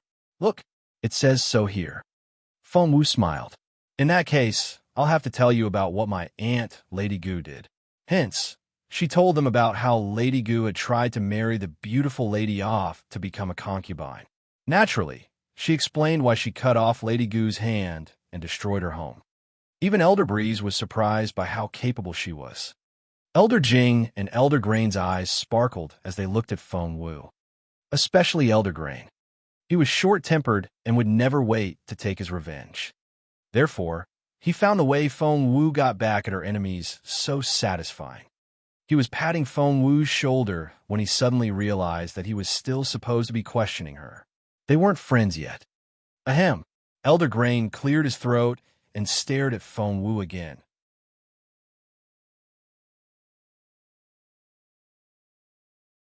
Chapter 23:24, Untitled. Chapter 23:24, Untitled. Feng Wu didn't know what to say. Then what about the sons of the Gu family? Elder Grain asked. I know the answer to that question. I was there the whole time. Chaoga finally had a chance to speak. Where do I begin? Well, let's start with Gu Xingqing. Chaoga was a great storyteller, and she made everything sound so interesting. Elder Jing and Elder Grain listened in amazement. That's great. They're mere level 1 and level 3 spiritual lords. How dare they act arrogantly in front of Xiao Wu? She's a level 9 spiritual lord. Elder Jing said loudly. Elder Grain nodded as well. That was so true. A level 1 spiritual lord was nowhere close enough to being called a genius. Feng Wu was barely 14, and she was almost a level 1 spiritual king. Deep down, Elder Grain was so proud. Chaoga said, The Gu family is such a bully. They started at first, and they're putting pressure on you now just because they're not Xiao Wu's match. They're unbelievable. Elder Jing smacked his thigh. I would beat them up as well if I were Xiao Wu. She did nothing wrong. Elder Grain nodded as well. That's right. The 2 of them then looked at Elder Breeze in unison. Elder Breeze shrugged. The Gu family has a very capable elder, and I'm not his match. Elder Jing said. Then what are we going to do? We can't let them take Xiao Wu away. Elder Grain wasn't completely convinced yet, and he mumbled, There's still Feng Qi. Isn't she supposed to be as talented as Feng Wu? Elder Jing rolled his eyes at him. Are you sure about that? Elder Grain said, we don't know for sure. The two of them then started a staring contest. In the end, Elder Jing gave in. I see that you won't give up unless you see it with your own eyes. Bring Feng Qi here and let her go through the maze. You'll see what her capability is like. Elder Jing had completely switched to Feng Wu's side, but Elder Grain didn't feel the same way. Although he was impressed by Feng Wu, the letter said that Feng Qi was quite talented as well. What, she was also a genius. However, Elder Grain was utterly disappointed when he dressed up as the masked man and led Feng Qi into the formation. Feng Qi was a mess. She hadn't reached the maze yet, but she was already crying for her mom, and they could see that she was only a spiritual elder. Elder Jing rolled his eyes at Elder Grain. What did you say? What if she's a genius as well? Can you hear her crying now? Elder Grain lowered his head and couldn't say a word. Normally, if Elder Jing scolded him like this, he would jump to his feet and start exchanging blows with Elder Jing, but now, he only listened without uttering a word. He couldn't say anything to refute Elder Jing. What do you think we are? A blessed family that has one genius after another? We should feel so lucky to have Xiao Wu. You have to be delusional to wish for a second genius.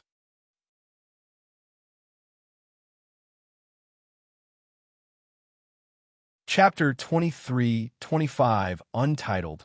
Chapter 23-25, Untitled. How can Feng Qi call herself a genius? She only reached her level because they filled her with cultivation potions. Her foundation is anything but solid. That Feng Yinfeng has to be shameless to say that Feng Qi is more talented than Xiao Wu. Is he blind? No, he's just mean. Xiaoga snorted. They didn't want to see Xiao Wu rise, so they tried to destroy her. Elder Jing pointed at Xiaoga and glared at Elder Grain. Did you hear that?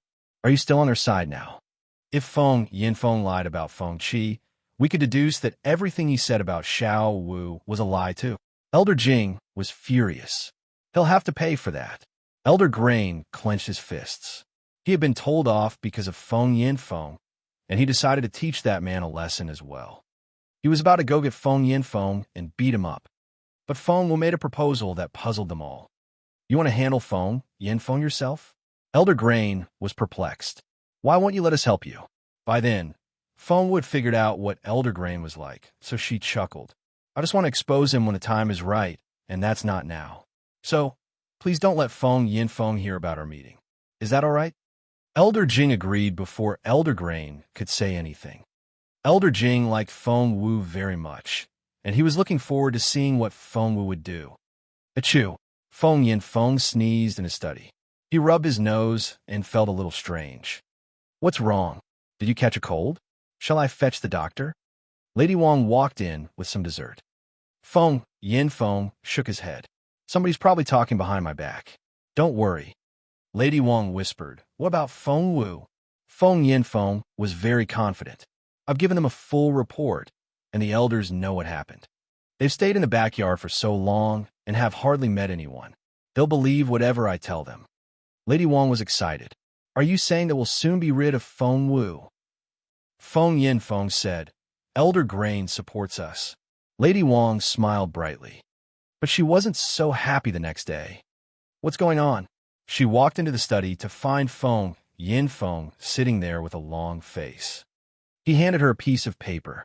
Lady Wang read it and frowned, because the elders were informing them that their request had been refused. Lady Wang couldn't believe her eyes. She rubbed her eyes and read the paper again. The replies seemed to be laughing at the couple. Why is this happening? Weren't you so confident yesterday? Why'd they turn us down? Her first reaction was to question Feng Yinfeng.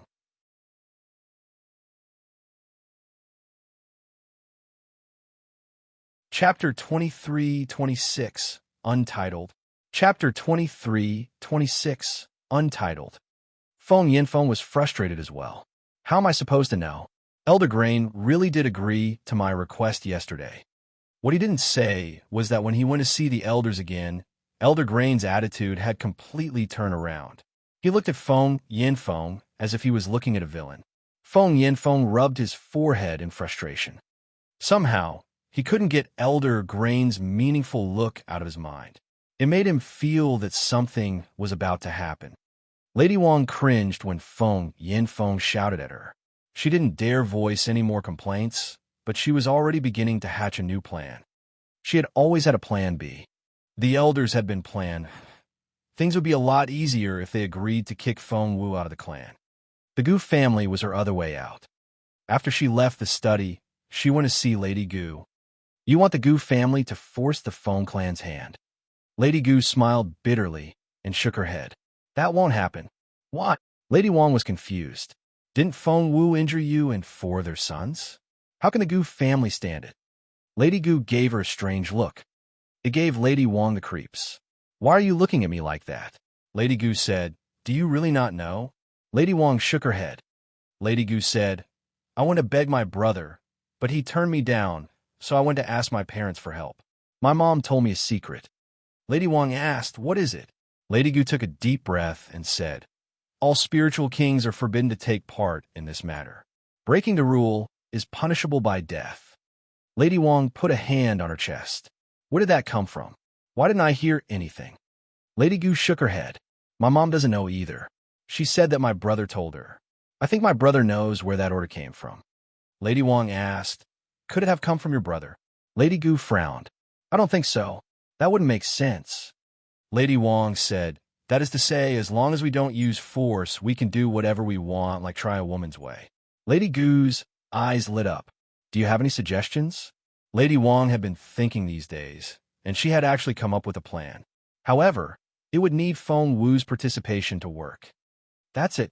My mother will be celebrating her 80th birthday in a few days. Lady Gu cried out. That's a great opportunity. In the next few days, we can befriend Feng Wu.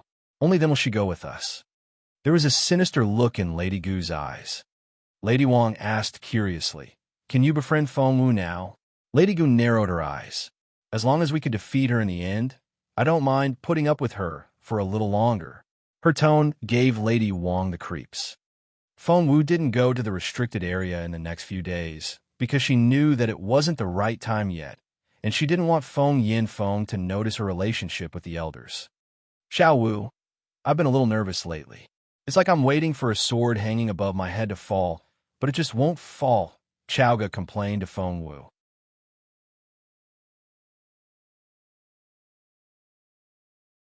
Chapter 23-27, Untitled. Chapter 23-27, Untitled. Feng Wu felt the same way. She had even more things on her plate. She hadn't finished the 10th trial yet, and the 11th had yet to be announced. Feng Yanfeng, Lady Gu, and Lady Wang were giving her trouble. She also had to handle what was going on between her mother and the Gu family. She also hadn't figured out what was so mysterious about Year 4 yet. However, she then remembered the intelligence department. The head was Qin Mo, and there were 3 divisions: military intelligence, espionage department, and the secret guards. Military intelligence gathered military information, the espionage department was in charge of spies, and the secret guards kept an eye on all the officials. And Lord Gu was a government official. At that thought, Feng Wu took out the token. It came from Emperor Wu himself, and she was the deputy head of the intelligence department in name. That gave her access to the information she needed. She went to the intelligence department with the token. If she had asked around before, she wouldn't have been able to find the place. And she wouldn't get anywhere without the token. Luckily, she had it. Everyone in the intelligence department looked extremely serious. To her surprise, she saw a familiar face. Xiao Wu. Feng Sun was excited to see her. No one even looked at them when Feng Sun cried out her name. Xiao Wu, I'm so glad that you're here. I was going to see you. Feng Sun rubbed his eyes. Seeing how exhausted he looked, Feng Wu couldn't help asking, what happened? To other people, Feng Sun was only a young lord, but he was in fact a member of the intelligence department, and his main task was to keep an eye on the department for Jun Lin Yuan. Feng Sun yawned, which brought tears to his eyes. He looked frustrated when he said, Xiao Wu, I can't do anything without you. He then tried to hug her. Feng Wu said, hey, be civil. Tell me what this is about, or I'm leaving. Fine, I'll tell you. Feng Sun pressed her down in a chair before taking a seat himself. He then said seriously, "It's about the revival list." "Really?" Feng Wu was intrigued. Feng Sun said solemnly, "With the list you gave us, we should have been able to catch them all. But in the end, 3 of them got away." Feng Wu knew that because she could see it in her log. Until they caught those 3 people, Feng Wu couldn't finish the 10th trial. And if she didn't finish that trial, she wouldn't be able to get the second broken star piece to wake up her beautiful master. It frustrated Feng Wu to think of that possibility. That was why she had come here today. The 3 that got away are captains. Feng Sun gritted his teeth. They're all spiritual kings and very hard to catch. I don't know what to do. Xiao Wu, do you have any ideas? Feng Sun was at his wit's end. His Majesty is furious and has given me an ultimatum. If I can't catch them in 3 days, I won't have this job anymore. Feng Wu said, "Tell me everything you've done so far."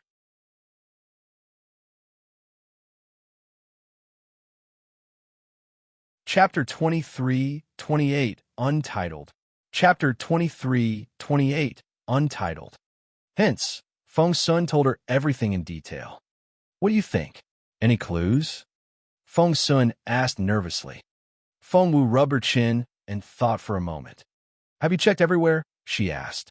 Feng Sun said, "Yes. We left no stone unturned, but we found nothing." Feng Wu suddenly had an idea. "Did you say that all 3 captains were injured?"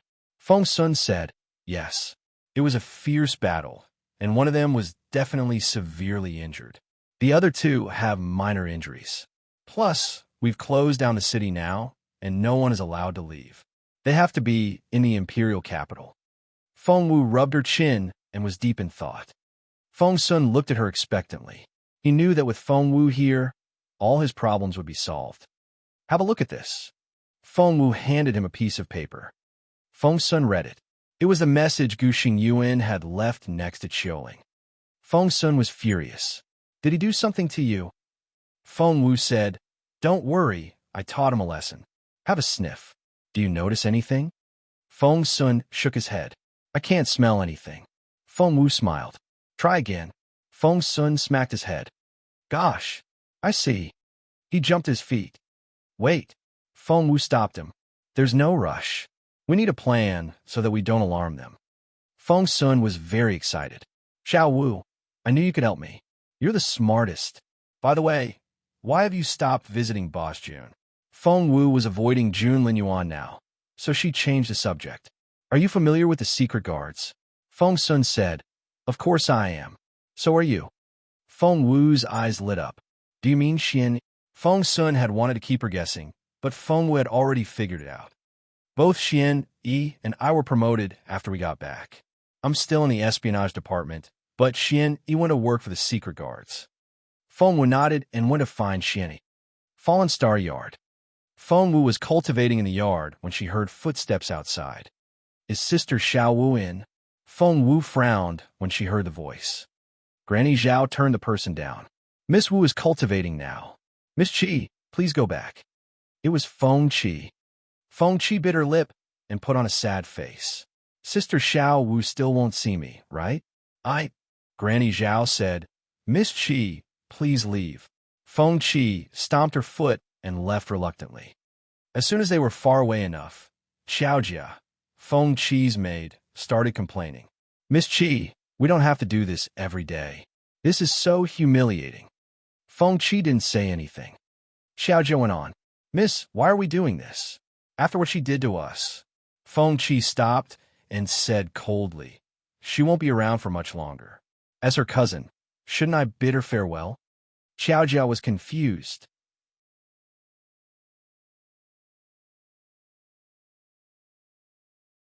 Chapter 23-29, Untitled.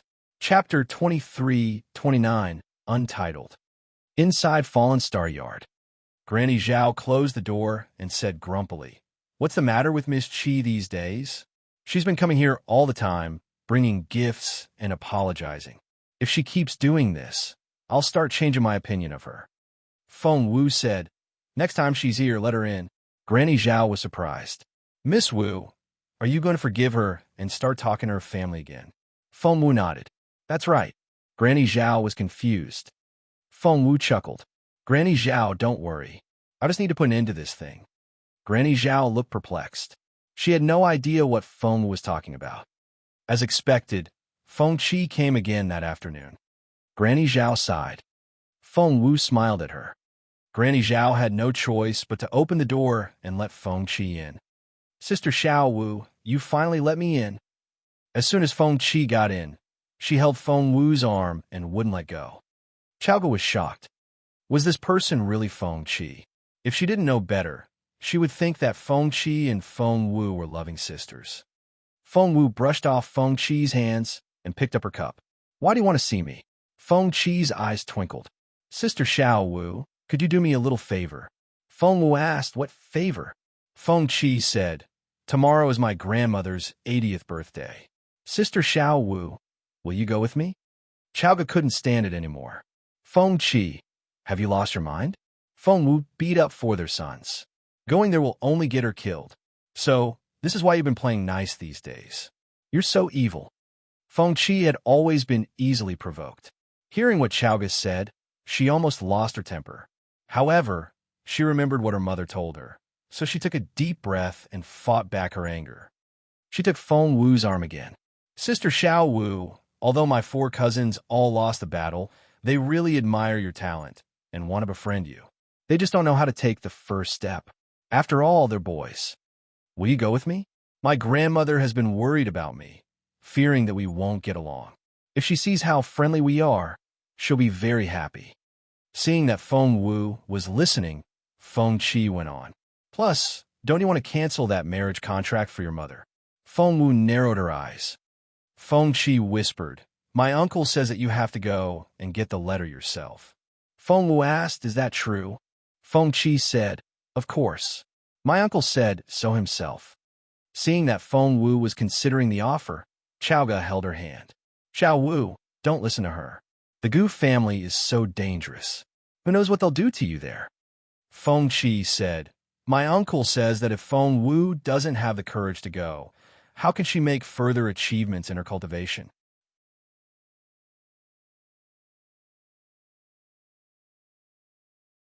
Chapter 23:30, Untitled. Chapter 23:30, Untitled. If you don't have the courage, there's no reason for him to feel threatened by you. In that case, there's no reason for him to call off the marriage. That was an outright threat. You, Xiaoga bellowed. You're threatening Xiao Wu. Feng Qi shrugged. Of course not. I'm just stating the facts. Xiaoga held Feng Wu's hand. Xiao Wu, don't listen to her. We have many ways to cancel that marriage. You can always go to His Royal Highness for help. I'll go, said Feng Wu. Feng Qi immediately looked relieved. Sister Xiao Wu, you have to keep your promise then. I'll pick you up tomorrow afternoon, and we'll go together. Feng Wu nodded. Feng Qi happily left with her maid. As soon as Feng Qi left, Xiaoga's face darkened. Xiao Wu, how could you say yes? You know perfectly well how dangerous it is. Feng Wu beamed at her. She asked, what do you think of Fallen Star Yard? Xiaoga said, it's great. Also, it's so well guarded that no one can get in. Feng Wu looked up at the sky and asked, do you know what the best defense is? Xiaoga shook her head. Attack. Feng Wu smiled at her. Xiaoga's eyes lit up. Are you saying that you know how dangerous it is, but you're still going because you want to initiate an attack? Feng Wu nodded. Xiaoga was concerned. You've come up with a thorough plan, right? Please don't put yourself in danger. Feng Wu nodded, just to appease her. In reality, every plan could go wrong, and nothing was absolutely safe. Feng Wu didn't know what tricks the Gu family would play. She would just go with the flow. The next day, Feng Qi arrived early in the afternoon. Xiaoga answered the door. She glared at Feng Qi. I'm going to. Feng Qi smirked inwardly. Of course. Come with us, she said without hesitation. At an angle the others couldn't see, Feng Qi had a sinister smile on her face. They soon left. Lady Gu and Lady Wang shared a carriage. Feng Qi, Feng Wu, Feng Sang, and Xiaoga were in another. The maids all sat in a third carriage. Xiuling's hand was almost healed, and she insisted on going with Feng Wu. So Feng Wu let her go as well. Lady Gu and Feng Qi were astonished when they saw Xiuling. Gu Xingyuan had told them that he had cut off Xiuling's hand in revenge, but now Lady Gu and Feng Qi looked at each other. Xiuling still had both hands. Lady Gu asked Xiuling excitedly, "What's going on with your hand? I thought you were severely injured." Xiuling said indifferently, "Do you want to ask why I still have this hand?" Lady Gu gritted her teeth and nodded. Xiuling smiled. "It's thanks to Miss Wu's great medical skills. She can reattach severed hands."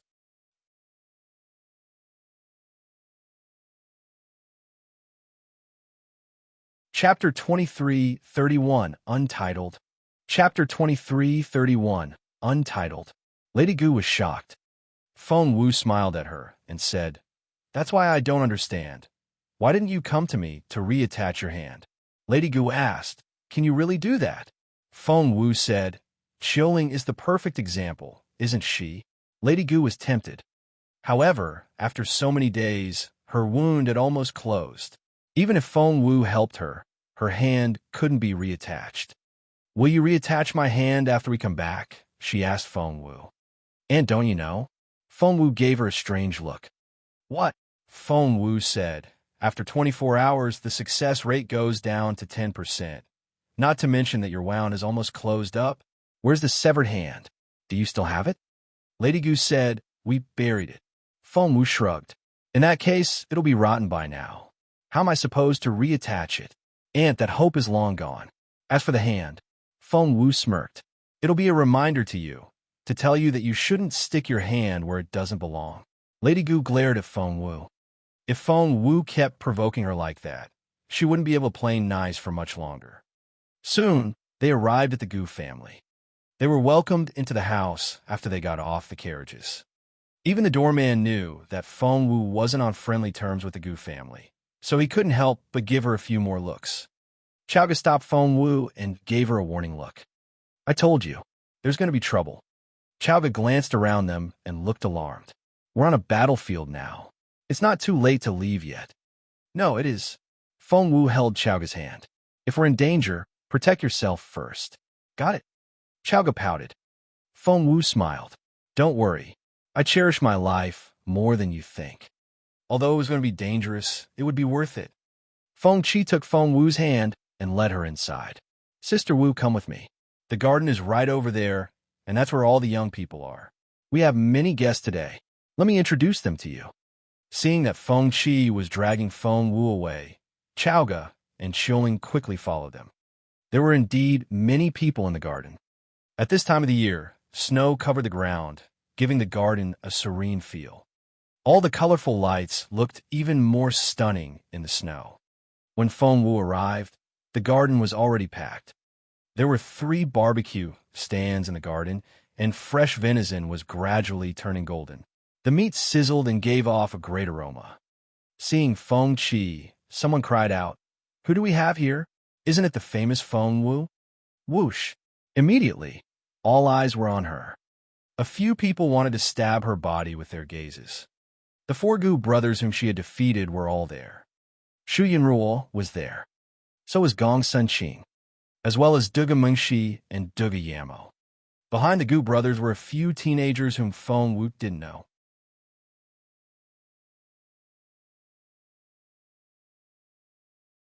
Chapter 23:32, Untitled.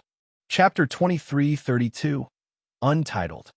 Seeing Feng Wu, Gu Xingqing almost jumped to his feet. He asked Feng Qi, "What you doing here? Why did you bring her here?" Feng Qi still had a plan to carry out, so she had to make sure that Feng Wu remained here. "Brother Xingqing, it was only a misunderstanding before. You fought, but I'm sure you can make up over some wine." Feng Qi smiled. "Sister Wu and I also had a misunderstanding before, but we've reconciled as well."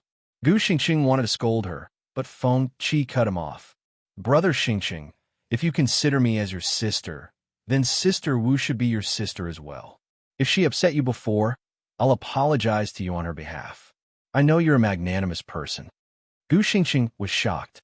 He had wanted to get even for Feng Qi, but it seemed that Feng Qi and Feng Wu had already forgiven each other.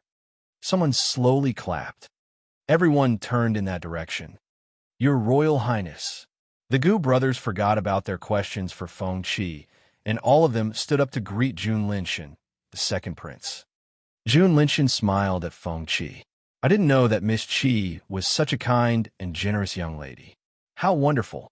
Feng Qi lowered her head shyly and bowed. Thank you, Your Royal Highness. Jun Linshan then looked at Feng Wu. He had to admit that she was stunning. Even just standing there, she was still the center of all attention. It's been a while. He walked up to her and lifted her chin. How have you been? It seems you've lost some weight. He was touching her. Feng Wu was about to smack his hand away, but Jun Linshan anticipated it and drew back his hand before Feng Wu could do anything. Feng Wu glared at Jun Linshan, but other people didn't see it that way. Many people were confused. Wasn't Feng Wu supposed to be close to the crown prince? By the looks of it, she and the second prince were also. Feng Sang frowned and glared at Feng Wu. Behave yourself. You're a disgrace to our clan. Xiaoge didn't like the sound of that. Shut your mouth.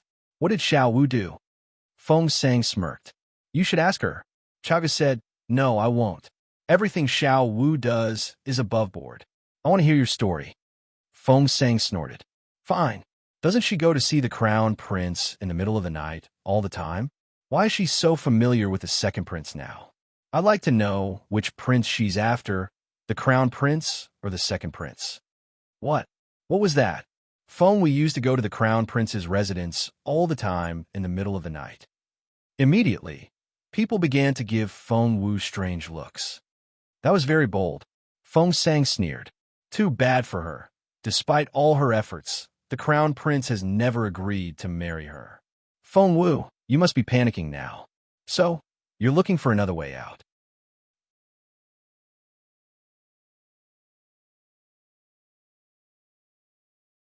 Chapter 2333, Untitled. Chapter 2333, Untitled. Wow. More people were staring at Feng Wu now. Instead of explaining his behavior, Jun Linshan just stood there and looked at Feng Wu with a smile. Feng Sang's words immediately turned Feng Wu into a public enemy. The air felt stifling. Suddenly, Jun Linshan chuckled. Everyone looked at him in confusion. Jun Linshan put his hands behind his back and smiled at Feng Wu. If the crown prince won't marry you, I can give you a chance. Just think about it. At an angle that other people couldn't see, Feng Wu stomped on his toes and twisted her foot. Jun Linshan, you're very talkative today. SSSS. Jun Linshan sucked in his breath. That was painful. He felt that she had crushed his bones. From afar, Feng Wu and Jun Linshan did look quite familiar with each other. She was about to push Jun Linshan away when something happened. Thump, thump, thump. Someone was running toward them. So, you're the woman who's trying to seduce my prince, a woman shouted. Then there was the sound of a whip lashing through the air. Her shriek made many people jump. Look, that's Miss Tao of the Tao family. As in one of the 10 major clans? General Southwest is from that family, right? She's so fierce. You don't say. I heard that she's ferocious. Shush. She's coming. Miss Tao aimed her silver whip at Feng Wu.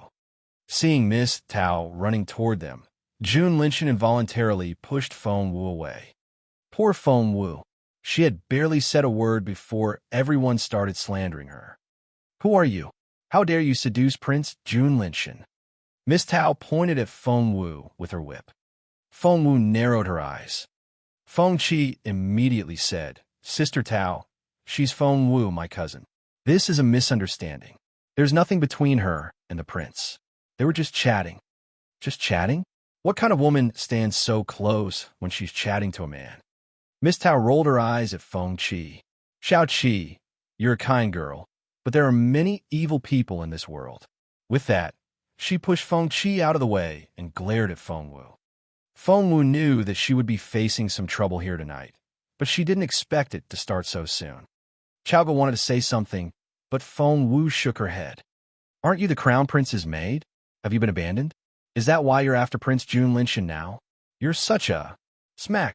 Feng Wu slapped Miss Tao. Watch what you say. Everyone fell silent. They had been hoping for some bickering, but they didn't expect Feng Wu to turn physical. How dare you hit me?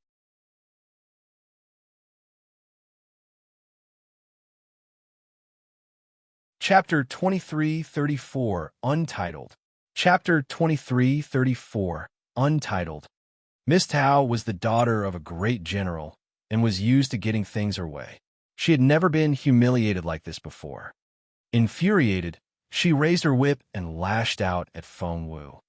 Feng Wu grabbed the whip. Miss Tao wanted to pull the whip back, but no matter how hard she tried, she couldn't make Feng Wu loosen her grip. She burst into tears and ran away. The crowd was speechless. Someone asked in a low voice, "Is there something going on between Miss Tao and Prince Junlinshan?" "You don't know? His Majesty made a marriage announcement in relation to Prince Junlinshan the other day. He's to marry Miss Tao. So, Miss Tao is going to be the future wife of the prince?" No wonder she was so angry.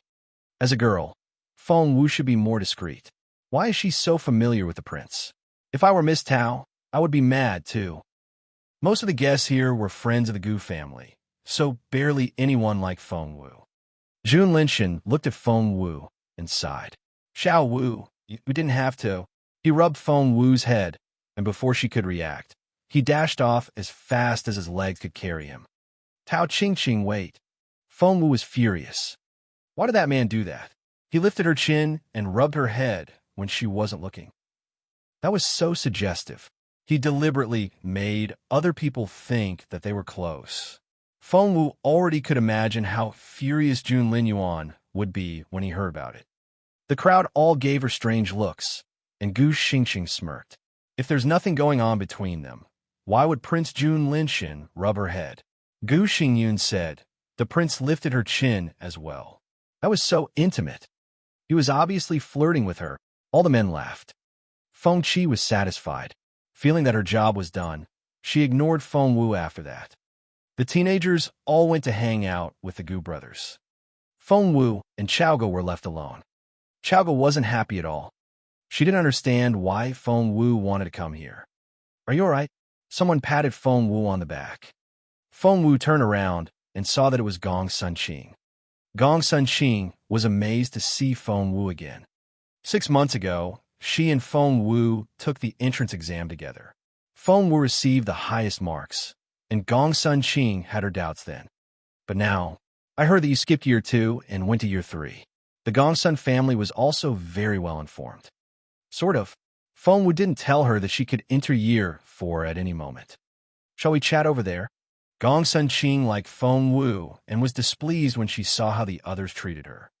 She pointed at a pavilion a short distance away.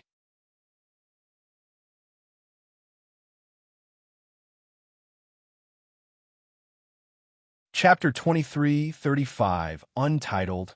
Chapter 2335, Untitled. Feng Wu nodded and went with Gong Sunqing. The two of them sat in the pavilion and chatted happily. However, Feng Wu never let her guard down, because she knew that the Gu family would try to set her up with even more tricks. "You're doing great. You're in year 3 now, so you must be a spiritual elder now," said Gong Sunqing enviously. Feng Wu didn't want to reveal her real ability, but Chaoga answered for her. Chaoga said, "Spiritual elder? Xiao Wu has been a spiritual lord for a very long time. She even defeated Gu Xingyuan, the level 3 spiritual lord." The Gongsun family didn't want to upset Gong Sunqing and had only told her that Feng Wu had entered year 3, without telling her what Feng Wu's cultivation level was. Gong Sunqing's face went pale for a brief moment. No one would be happy to hear that they had been surpassed by people who used to be their equal. Seeing Gong Sunqing's pale face, Feng Wu looked at Chaoga in resignation. Chaoga looked innocently at her and didn't realize what she had done. Feng Wu didn't know what to say. Chaoga was probably the only one who wouldn't feel upset, no matter how fast Feng Wu's progress was. Just then, they heard someone talking loudly nearby. Smack! There was the sound of someone being slapped, followed by a voice. "You idiot! Do it again, and you won't get away so easily." Gong Sun Qing had been trying to find a way out of this embarrassing situation.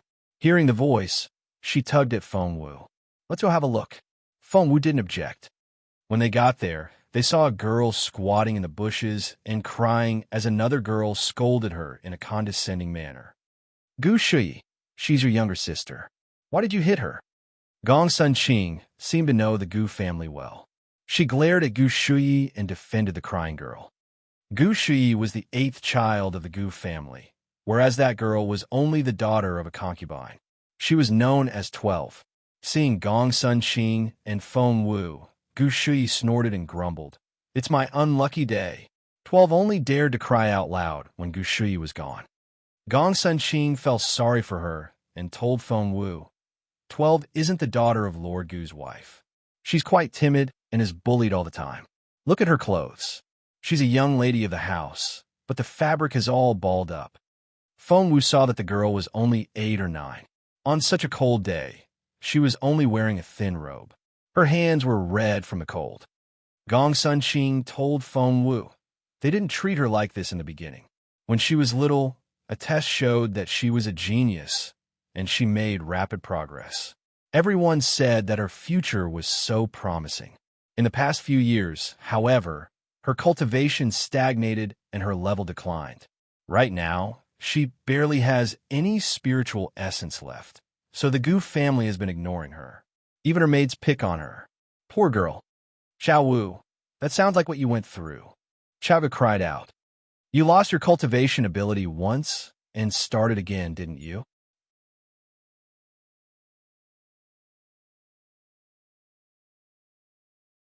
Chapter 2336, Untitled. Chapter 2336, Untitled. Hearing that, Gong Sun Qing's eyes lit up. "That's right. How could I forget such an important thing? Xiao Wu, tell 12 how you got your ability back." She then said to 12, "Come here and talk to Sister Wu. Maybe she'll help you get your ability back." In this world, which valued martial prowess above everything else, if a person didn't have cultivation ability, no one would care about them. 12 looked up at Feng Wu with big, limpid eyes. Xiao Wu, the look in her eyes was so pitiful that no one could turn her down. Xiaoga couldn't bear to see the girl like this. She took Feng Wu's hand and said, "Xiao Wu, I feel sorry for her." Feng Wu stood up and smiled at Gong Sun Qing. "It's getting cold. I think it's going to snow. The old lady's birthday banquet is about to start. Let's head back." "What?" Gong Sun Qing didn't know if that was a yes or a no. Feng Wu walked in front and Xiaoga followed. She kept darting glances at Feng Wu, trying to figure out what the latter was thinking. Unfortunately, when Feng Wu wanted to hide something, no one could see through her. They arrived at the main hall to find everyone there. Feng Wu had calculated the time in advance. She didn't want to kneel on the ground to celebrate the old lady's birthday, so she only went there when the celebration was over. And her timing was perfect. However, she seemed to attract attention wherever she went. As soon as she walked in, someone cried out, "Speak of the devil. Feng Wu is here." Lady Wang was perfectly polite when other people were around. She waved at Feng Wu with a smile. "Xiao Wu, come here and say hello to our host. My lady, this is the naughty 5th daughter of my family." What happened in the Feng clan was known only to the Feng and Gu families. The others didn't know about Feng Wu cutting off Lady Gu's hand. Of course, the old Mrs. Gu knew all about it. Feng Wu looked at her. "Old Mrs. Gu smiled warmly, but there was a cold glint in her eyes. "Such a pretty girl.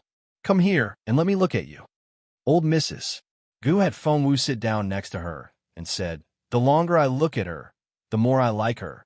She then looked up at Lady Wang. "Is she engaged? We have 6 boys of her age in the family. She can pick whoever she likes."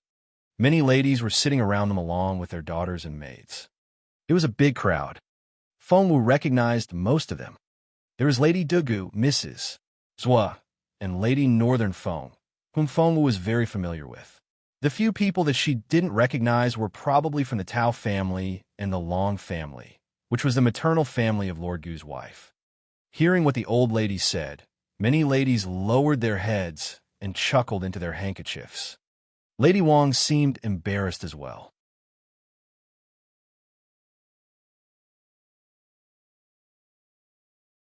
Chapter 2337, Untitled. Chapter 2337, Untitled. The general mood was rather embarrassing. Chowga was furious. That old lady was even worse than Lady Wang. They knew perfectly well that Feng Wu was engaged to the crown prince, but that old lady still asked that question. She was deliberately trying to embarrass Feng Wu. Chowga said grumpily, "Xiao Wu is already engaged. I'm afraid that your boys have lost the chance." The old lady didn't expect to hear such a blunt reply. She frowned and asked, "Who's she?" Lady Wang told her who Chowga's father was. A rank 3 official? No wonder she's so ill-bred. Mrs. Gu interjected.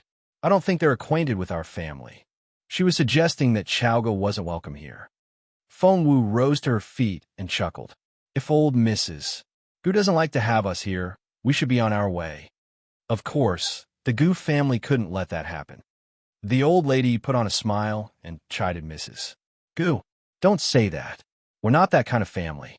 If the young people want to visit us, of course, we'll welcome them." Chowga found the hospitality very suspicious. However, she couldn't figure out what the old lady was playing at just yet.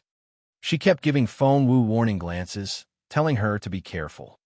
Feng Wu patted her hand to calm her down. The old lady seemed to like Feng Wu. She held her hand and kept asking her questions. She hadn't heard the news of Feng Wu beating up the 4 Gu brothers yet. "Xiao Wu is in year 3, the old lady cried out. "I thought she was 8th in year 2. The old lady had sent people to find information on Feng Wu the day Lady Gu's hand was cut off, which was why she knew Feng Wu's ranking. Seeing that the old lady knew such detailed information, Feng Wu glanced at her and was even more wary. "She's in year 3 now." Lady Northern Feng waved at Feng Wu to beckon her over. She said, "Xiao Wu is my goddaughter. Of course, I care about her grades.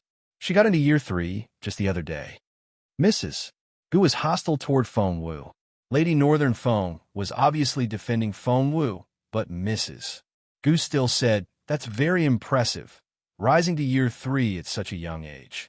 However, she needs to work on her temper.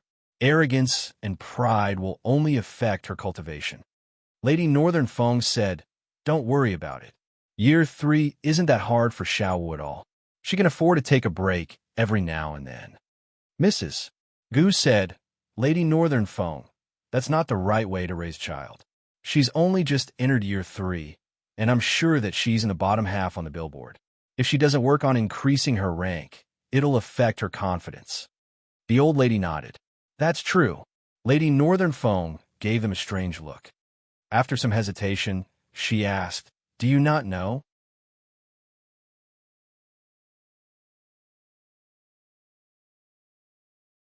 Chapter 2338, Untitled. Chapter 2338, Untitled. Mrs. Gu asked about what? Lady Northern Feng said, "Do you not know that Feng Wu is first on the billboard now?"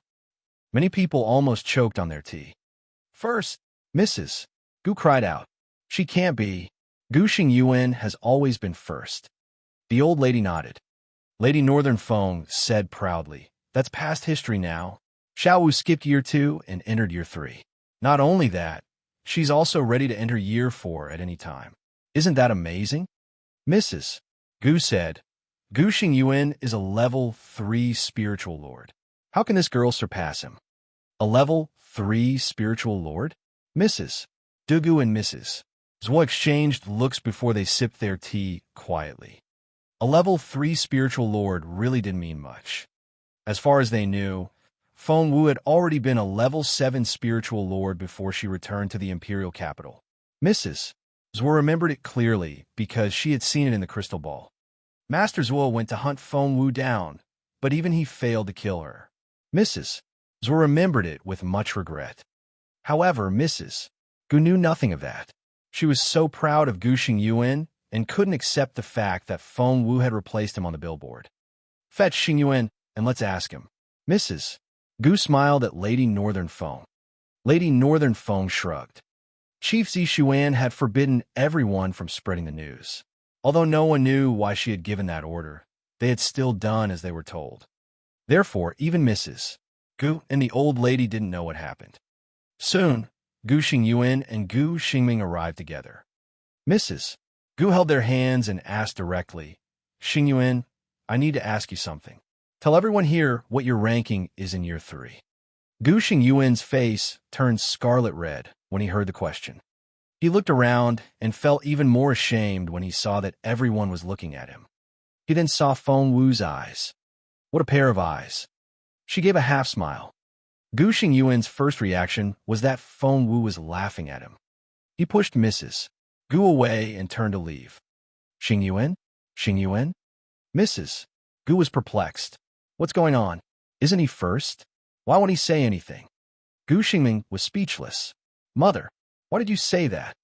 Mrs. Gu said, I just... Gu Xingming pointed at Feng Wu. She's first now. Why did you ask my brother that question in front of so many people? He gave Feng Wu one last ferocious look before leaving the room. Everyone was speechless. Mrs. Gu was the most embarrassed of them all. She had been bragging about Gu Xingyuan as she tried to teach Lady Northern Feng how to raise her goddaughter. As it turned out, Feng Wu was better than her son. She had no choice but to apologize to Lady Northern Feng. I didn't know. Feng Wu is such a genius. She's the top student in year 3 already.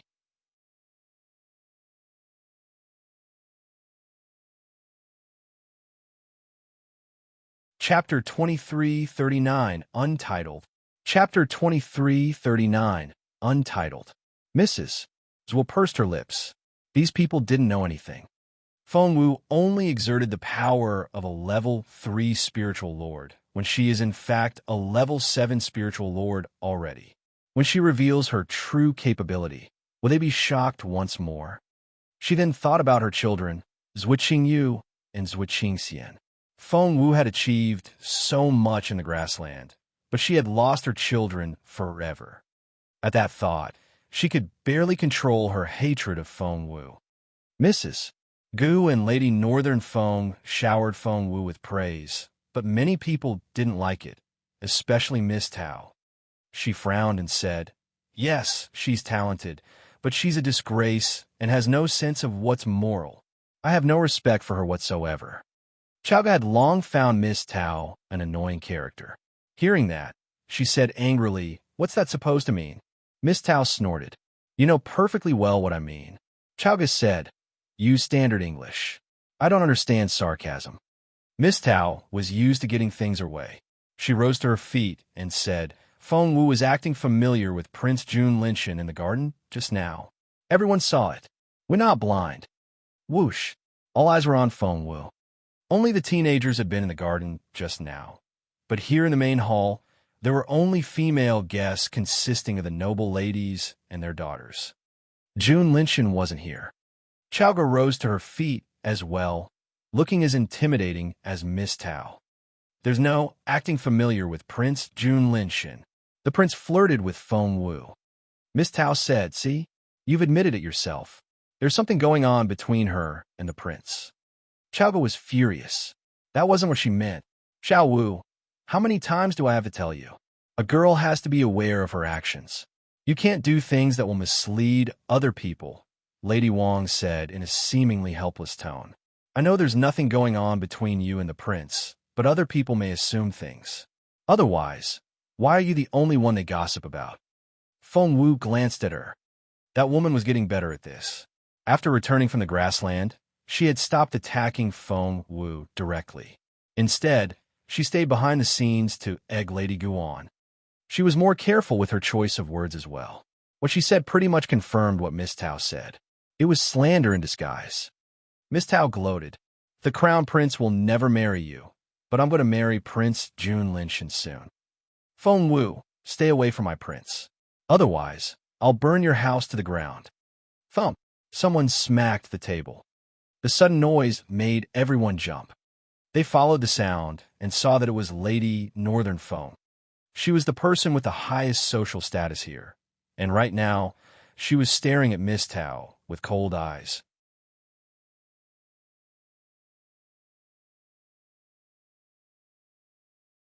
Chapter 2340, Untitled. Chapter 2340, Untitled. Miss Tao almost jumped. Reputation is very important to girls, and Xiao Wu's is impeccable. I won't allow you to slander her. Lady Northern Fong stared at Miss Tao. Show me proof or shut up. If I hear you say something like that again, there will be consequences. The Tao family was about as prestigious as Northern Fong Mansion. However, Lady Northern Fong had been brought up by the Empress Dowager and was naturally more respected. Miss Tao was almost in tears. She stood there and didn't know what to do. Her mother patted her and was about to rise to her feet when the old lady cried out, "Where's my Dragon Phoenix bracelet? I put it here just then." Immediately, everyone looked at her. Mrs. Gu quickly walked up to her and tried to calm her down. "Mother, don't worry. I'm sure we can find it." "Dragon Phoenix bracelet? Is it the one we were appreciating just then?" asked Mrs. Swa. "It's a good bracelet, but..." Old Mrs. Gu snapped. "It's not precious because it looks nice. That bracelet is a family heirloom." "A family heirloom? How? Wasn't it just a bracelet?" Everyone looked confused. The old lady had always been level-headed, but her hands were shaking now. Mrs. Zwa and the other ladies looked at one another and wondered if the bracelet was really as important as the old lady said. Old Mrs. Gu grabbed her daughter-in-law's hand, so hard that her nails dug into her flesh. "Look for it, now!" Seeing how worried the old lady was, the others were even more concerned. The Long family of Dragon Valley was associated with the Gu family by marriage, and it was also where Mrs. Gu came from. Old Mrs. Long was also here to celebrate old Mrs. Gu's birthday. The two old ladies were friends, so old Mrs. Long asked, "Please tell us more." "That Dragon Phoenix bracelet looks just like any other bracelet." Old Mrs. Gu looked like she was about to cry. "It may look like an ordinary bracelet, but there's a secret hidden inside." Old Mrs. Long asked, "Is it a space?" Old Mrs.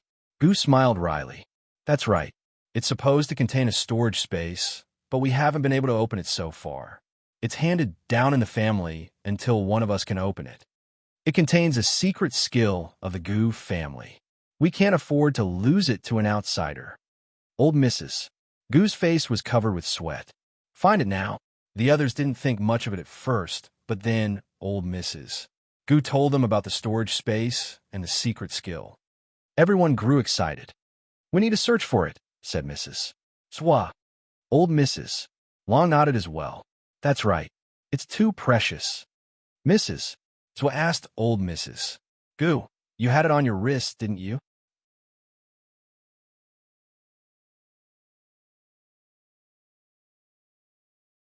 Chapter 2341, Untitled. Chapter 2341, Untitled. Old Mrs.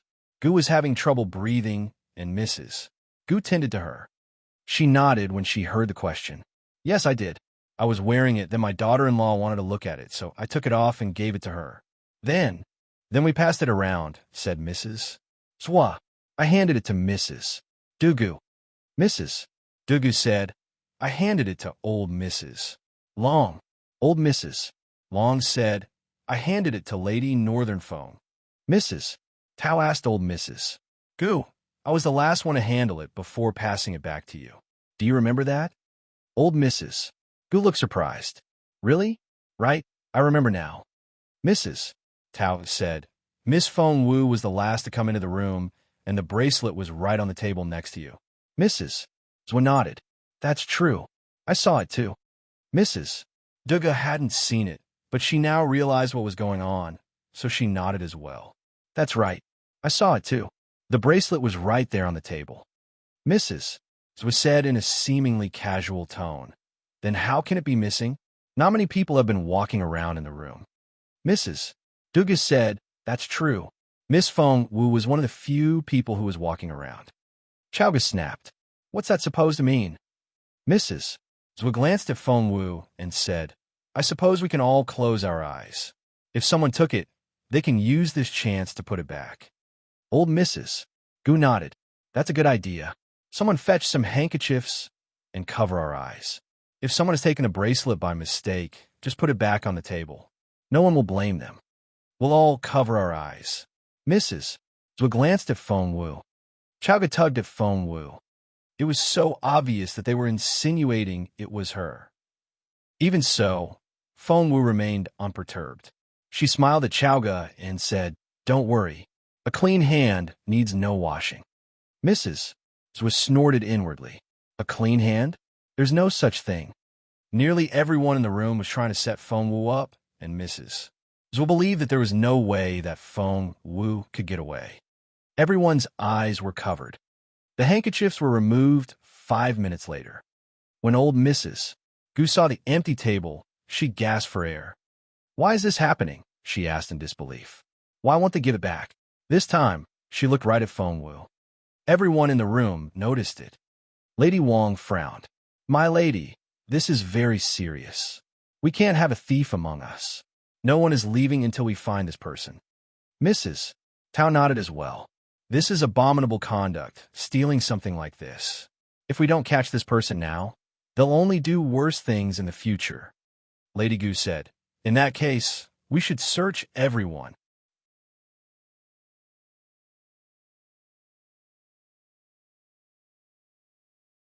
Chapter 2342, Untitled. Chapter 2342, Untitled. The thief must still be in the room, and they have to have the bracelet on them. Search everyone, and we'll find the thief. Mrs. Tao nodded. "I agree." Old Mrs. Gu said, "I'm sorry for causing everyone so much trouble. If you've been sitting down, please remain seated. We'll only search the people who have been walking around." Only a few people fit that category. They were Feng Wu, Duan Chowga, Feng Qi, and Tao Qingqing. Feng Qi volunteered. "Go ahead. I didn't steal anything.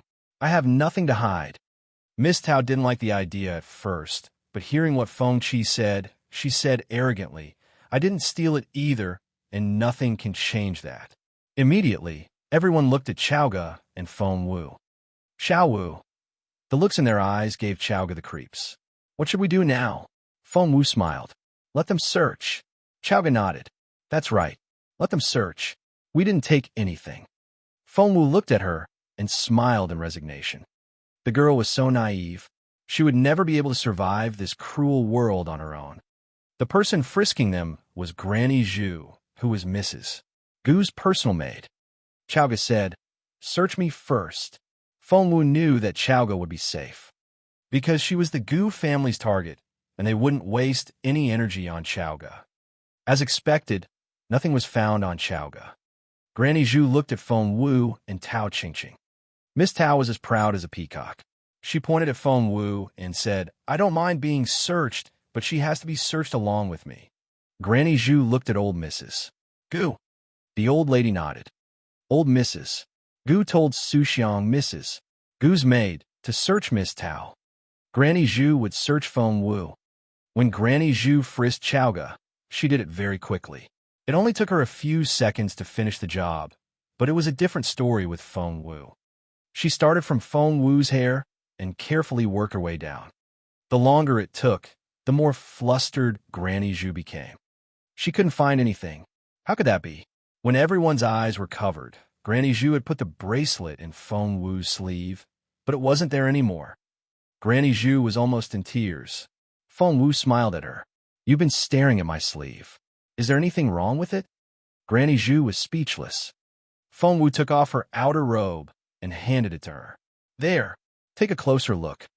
Granny Zhu took the robe in resignation. She searched every inch of it, but found nothing.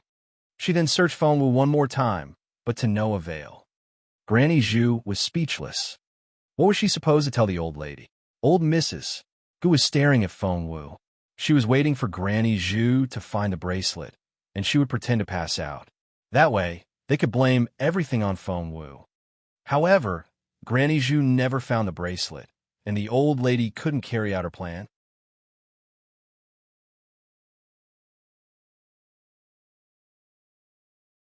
Chapter 2343, Untitled. Chapter 2343, Untitled. Just then, Su Xiang, who was frisking Tao Qingqing, cried out, "Found it!" Those words caught everyone's attention. She held a small brocade box in her palm. It was just big enough to fit a bracelet. However, the bracelet had never been in a box, so it couldn't be what the old lady was looking for. And the old lady realized what that brocade box was. Realizing that things were getting out of hand, she gestured at Su Xiang, trying to stop her. But Feng Wu would never let that happen. A small stone appeared under Su Xiang's feet. Ah! Su Xiang tripped and fell, and the box flew out of her hands. It shattered, and the content fell out. Gosh, what's that? Soon, the crowd realized that something was wrong because they heard strange breathing sounds coming from the box. It was the sound of people moaning and groaning.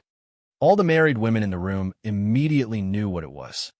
But Feng Qi didn't, so she picked it up. She took a look and was almost frightened to death. Ah! She screamed and stared at Tao Qingqing in disbelief. You're so filthy. I didn't know that you were this kind of girl. Tao Qingqing was utterly confused. Filthy? Had Feng Qi lost her mind? She rolled her eyes at Feng Qi. Meanwhile, Lady Gu was dumbfounded. She had spent a small fortune on this spiritual fossil stone and had gone to a brothel to record the scenes. It was going to be used to set Feng Wu up. Feng Wu was already being slandered for flirting with Jun Linshan. If the others believed that she was watching such things, her reputation would be ruined forever. And if they incriminated her for stealing, Feng Wu would be destroyed for good. However, they had just found the spiritual fossil stone on Tao Qingqing. Lady Gu was confused, whereas Tao Qingqing's mother panicked. Tao Qingqing was dumbfounded when she saw what it was. How? How can I have that? It's not mine. Someone set me up. Tao Qingqing grabbed her mother's hand and said anxiously, It's not mine. Mother, help me. Mrs. Tao was almost in tears. Tao Qingqing was her only daughter. She was about to marry Prince Jun Linshan, and if it was believed that she carried something like this on her. At that thought, Mrs. Tao almost fainted. Mother, it's not mine. Someone else put it there. Tao Qingqing was scared out of her wits.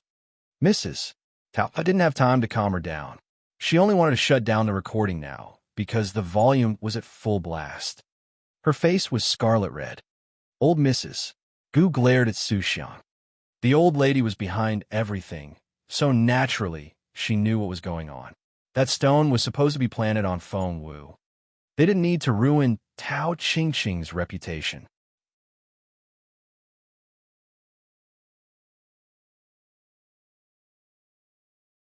Chapter 2344, Untitled. Chapter 2344, Untitled. Moreover, it would make the Tao family hate their family.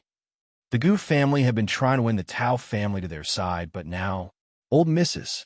Gu felt like killing herself. Get that disgusting thing out of here and smash it. Now, old Mrs. Gu shouted. Some maids immediately carried out the order.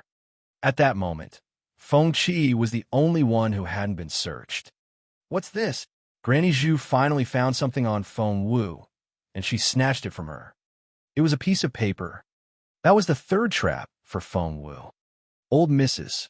Gu was finally reassured. She was smart enough to have backup plans for the bracelet. The first was the stone, and the second was this piece of paper. Technically, it was a letter that could prove that Feng Wu was a spy of the Dongseng Kingdom. Even Lady Wang didn't expect the old lady to be so ruthless. If Feng Wu was charged with treason, the entire Feng clan would be destroyed. Quickly, show me the letter. Old Mrs. Gu couldn't wait to see it. She struggled to her feet and reached for the paper. Granny Zhu handed the folded paper to her. Feng Wu said, Wait. Old Mrs. Gu grabbed the paper and stared at Feng Wu with a frantic look in her eyes. What? Are you afraid of me seeing it? Feng Wu asked. You haven't opened it yet. How do you know that it's a letter? Old Mrs. Gu said, We'll see after we read it. Feng Wu shook her head. That's my daily schedule. Please give it back to me. Old Mrs. Gu couldn't wait to unfold the paper. She snorted and said, What schedule? It's not a letter that shows you've been colluding with our enemies, is it? Before Feng Wu could object, she unfolded the paper. Some distance away, old Mrs. Long frowned. She felt that old Mrs. Gu was awfully desperate today, which wasn't like her usual self at all. Moreover, whenever old Mrs. Gu looked at Feng Wu, there was a ferocious look in her eyes. What was going on? Why was she targeting a child? Mrs. Dugu and Mrs. Zhou both saw the excitement in each other's eyes. This idea had come from Mrs. Zhou. They were looking forward to seeing Feng Wu go down, but old Mrs. Gu's face had darkened, and she remained silent. Why? What was going on? Mrs. Zhou couldn't stand it anymore. She walked up to old Mrs. Gu as if she knew nothing and murmured, "What letter? I'd like to." However, she stiffened before she could finish. That was because it wasn't a letter at all. It really was a daily schedule. It was a plan from the time Feng Wu got up in the morning to when she went to bed at night. There was no empty time slot at all. How diligent. Mrs. Zhou was dumbfounded. She asked old Mrs. Gu with her eyes where the letter was. Old Mrs. Gu was as dumbfounded as she was. Of the two incriminating pieces of evidence, the spiritual fossil stone was found on Tao Qingqing. If word got out, Tao Qingqing would have no reputation left.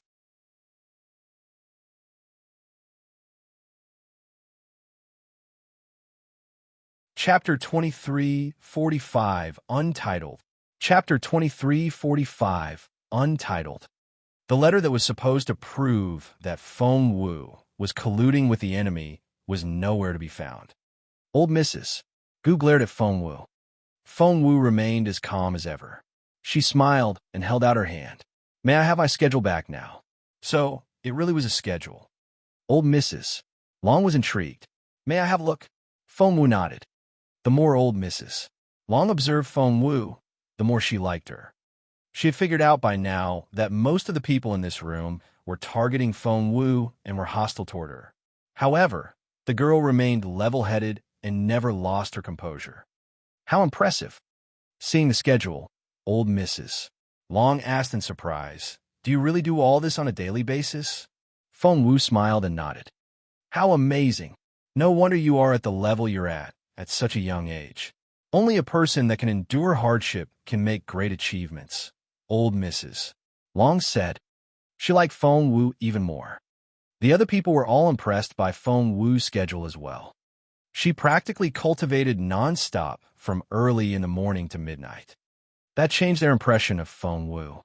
Who wouldn't like a hard-working person? That's it then. The search has come up empty. Old Mrs. Gu was troubled. She needed time to figure out her next move. "Really? I don't think so." Chaoga smirked. "Feng Qi hasn't been searched yet." Feng Qi shouted, "Duan Chaoga, what's that supposed to mean?" Chaoga said, "Why do you even ask? The three of us have all been searched thoroughly. Right, Granny Zhu?" Granny Zhu looked back at the old lady. Old Mrs. Gu rubbed her temples and nodded. Granny Zhu gritted her teeth and said, "Yes. I didn't find anything on Miss Feng Wu." Chaoga said, "So, Xiao Wu is innocent, right?" Old Mrs. Gu wanted to choke Chaoga, but everyone was watching, and she couldn't lose her temper. So she said reluctantly, "That's right." The old lady gritted her teeth when she said those words, which showed how frustrated she was. Chaoga said, "Good. Since the three of us are all innocent, Feng Qi must have the bracelet." Feng Qi said angrily, "Nonsense. Why must I have it?" Chaoga sneered at her. "The four of us are suspects, and three of us have been searched. Since nothing was found, you must be the culprit. There's no need denying it." Lady Gu said angrily, "Fine. Let Granny Zhu search her. I'd like to see what she can find." Granny Zhu would pretend to search Feng Qi.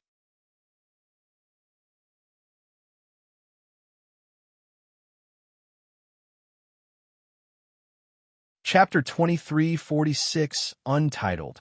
Chapter 23:46, Untitled. However, Chaoga stopped her. "That won't do," said Chaoga. "Feng Qi is the old lady's granddaughter. Of course, you're on her side. Even if she stole it, you'll pretend that nothing happened and blame it on us. No, it can't be you." Old Mrs. Gu frowned. If there weren't so many people around, she would have had Chaoga killed, but she couldn't do that while everyone was watching. Therefore, she could only stare at Chaoga and Feng Wu. "What do you want, then?" Chowga snorted. That's simple. I'll do the search. I'll search Feng Chi. That should be fair, said Chowga. Feng Chi smirked. Why is that fair? What if you put something in my pocket? You're not frisking me. What about my people? Asked calm voice. The crowd looked around and saw that it was Lady Northern Feng. Lady Northern Feng smiled and pointed at her maid, Granny Tao. She asked old Mrs. Gu, my lady, how would you feel if I let Granny Tao search Feng Chi? Old Mrs. Gu only wanted to make the whole thing go away as soon as possible so that she could move on to the next plan. She said, sure, go ahead. Granny Tao walked up to Feng Chi and smiled faintly. Sorry about this, Miss Feng Chi. Feng Chi spread her arms and said, just get it over with. I'm starving. Yes, Granny Tao said calmly. Just like Granny Zhu did with Feng Wu, she started from Feng Chi's hair. Old Mrs. Gu didn't like it and felt that Lady Northern Feng was deliberately mimicking her. And she was right. Granny Tao was indeed mimicking Granny Zhu. Granny Tao had been with Lady Northern Feng for a very long time, and naturally, she liked Feng Wu. Moreover, with her experience in the Imperial Palace, she would never be intimidated by the Gu family. Therefore, she took her time and searched Feng Chi for 15 minutes. Feng Chi was so angry that her face turned red. She would have lost her temper if she was being searched by another person. However, Granny Tao was from Northern Feng Mansion, and Lady Northern Feng was known for being unrelenting. Recalling how Tao Qingqing had been scolded by Lady Northern Feng, Feng Chi didn't dare make sound. Lady Gu was frustrated as well. In the end, she couldn't help but say, My lady, I think that's long enough, isn't it? Lady Northern Feng glanced at Granny Tao. Granny Tao nodded. Lady Gu let out a breath of relief. I knew that nothing would be found on her. Xiao Qi is a good girl. How would she steal anything? What a waste of time. She even teased Granny Tao a little. Old Mrs. Gu was relieved as well. Maybe someone took the bracelet away. Let's broaden the search. Granny Zhu nodded and was about to leave. That won't be necessary. Granny Tao looked up at the old lady. Old Mrs. Gu suddenly had a bad feeling. She was right. Granny Tao raised Feng Chi's right hand, and a bracelet dropped out of her sleeve. Granny Tao caught it and said, I frisked Miss Feng Chi for so long because I wanted to make sure that she didn't have anything else on her. That you're tuning in to the Warrior Lore YouTube channel. Don't forget to subscribe and join us on this journey to catch the most captivating stories.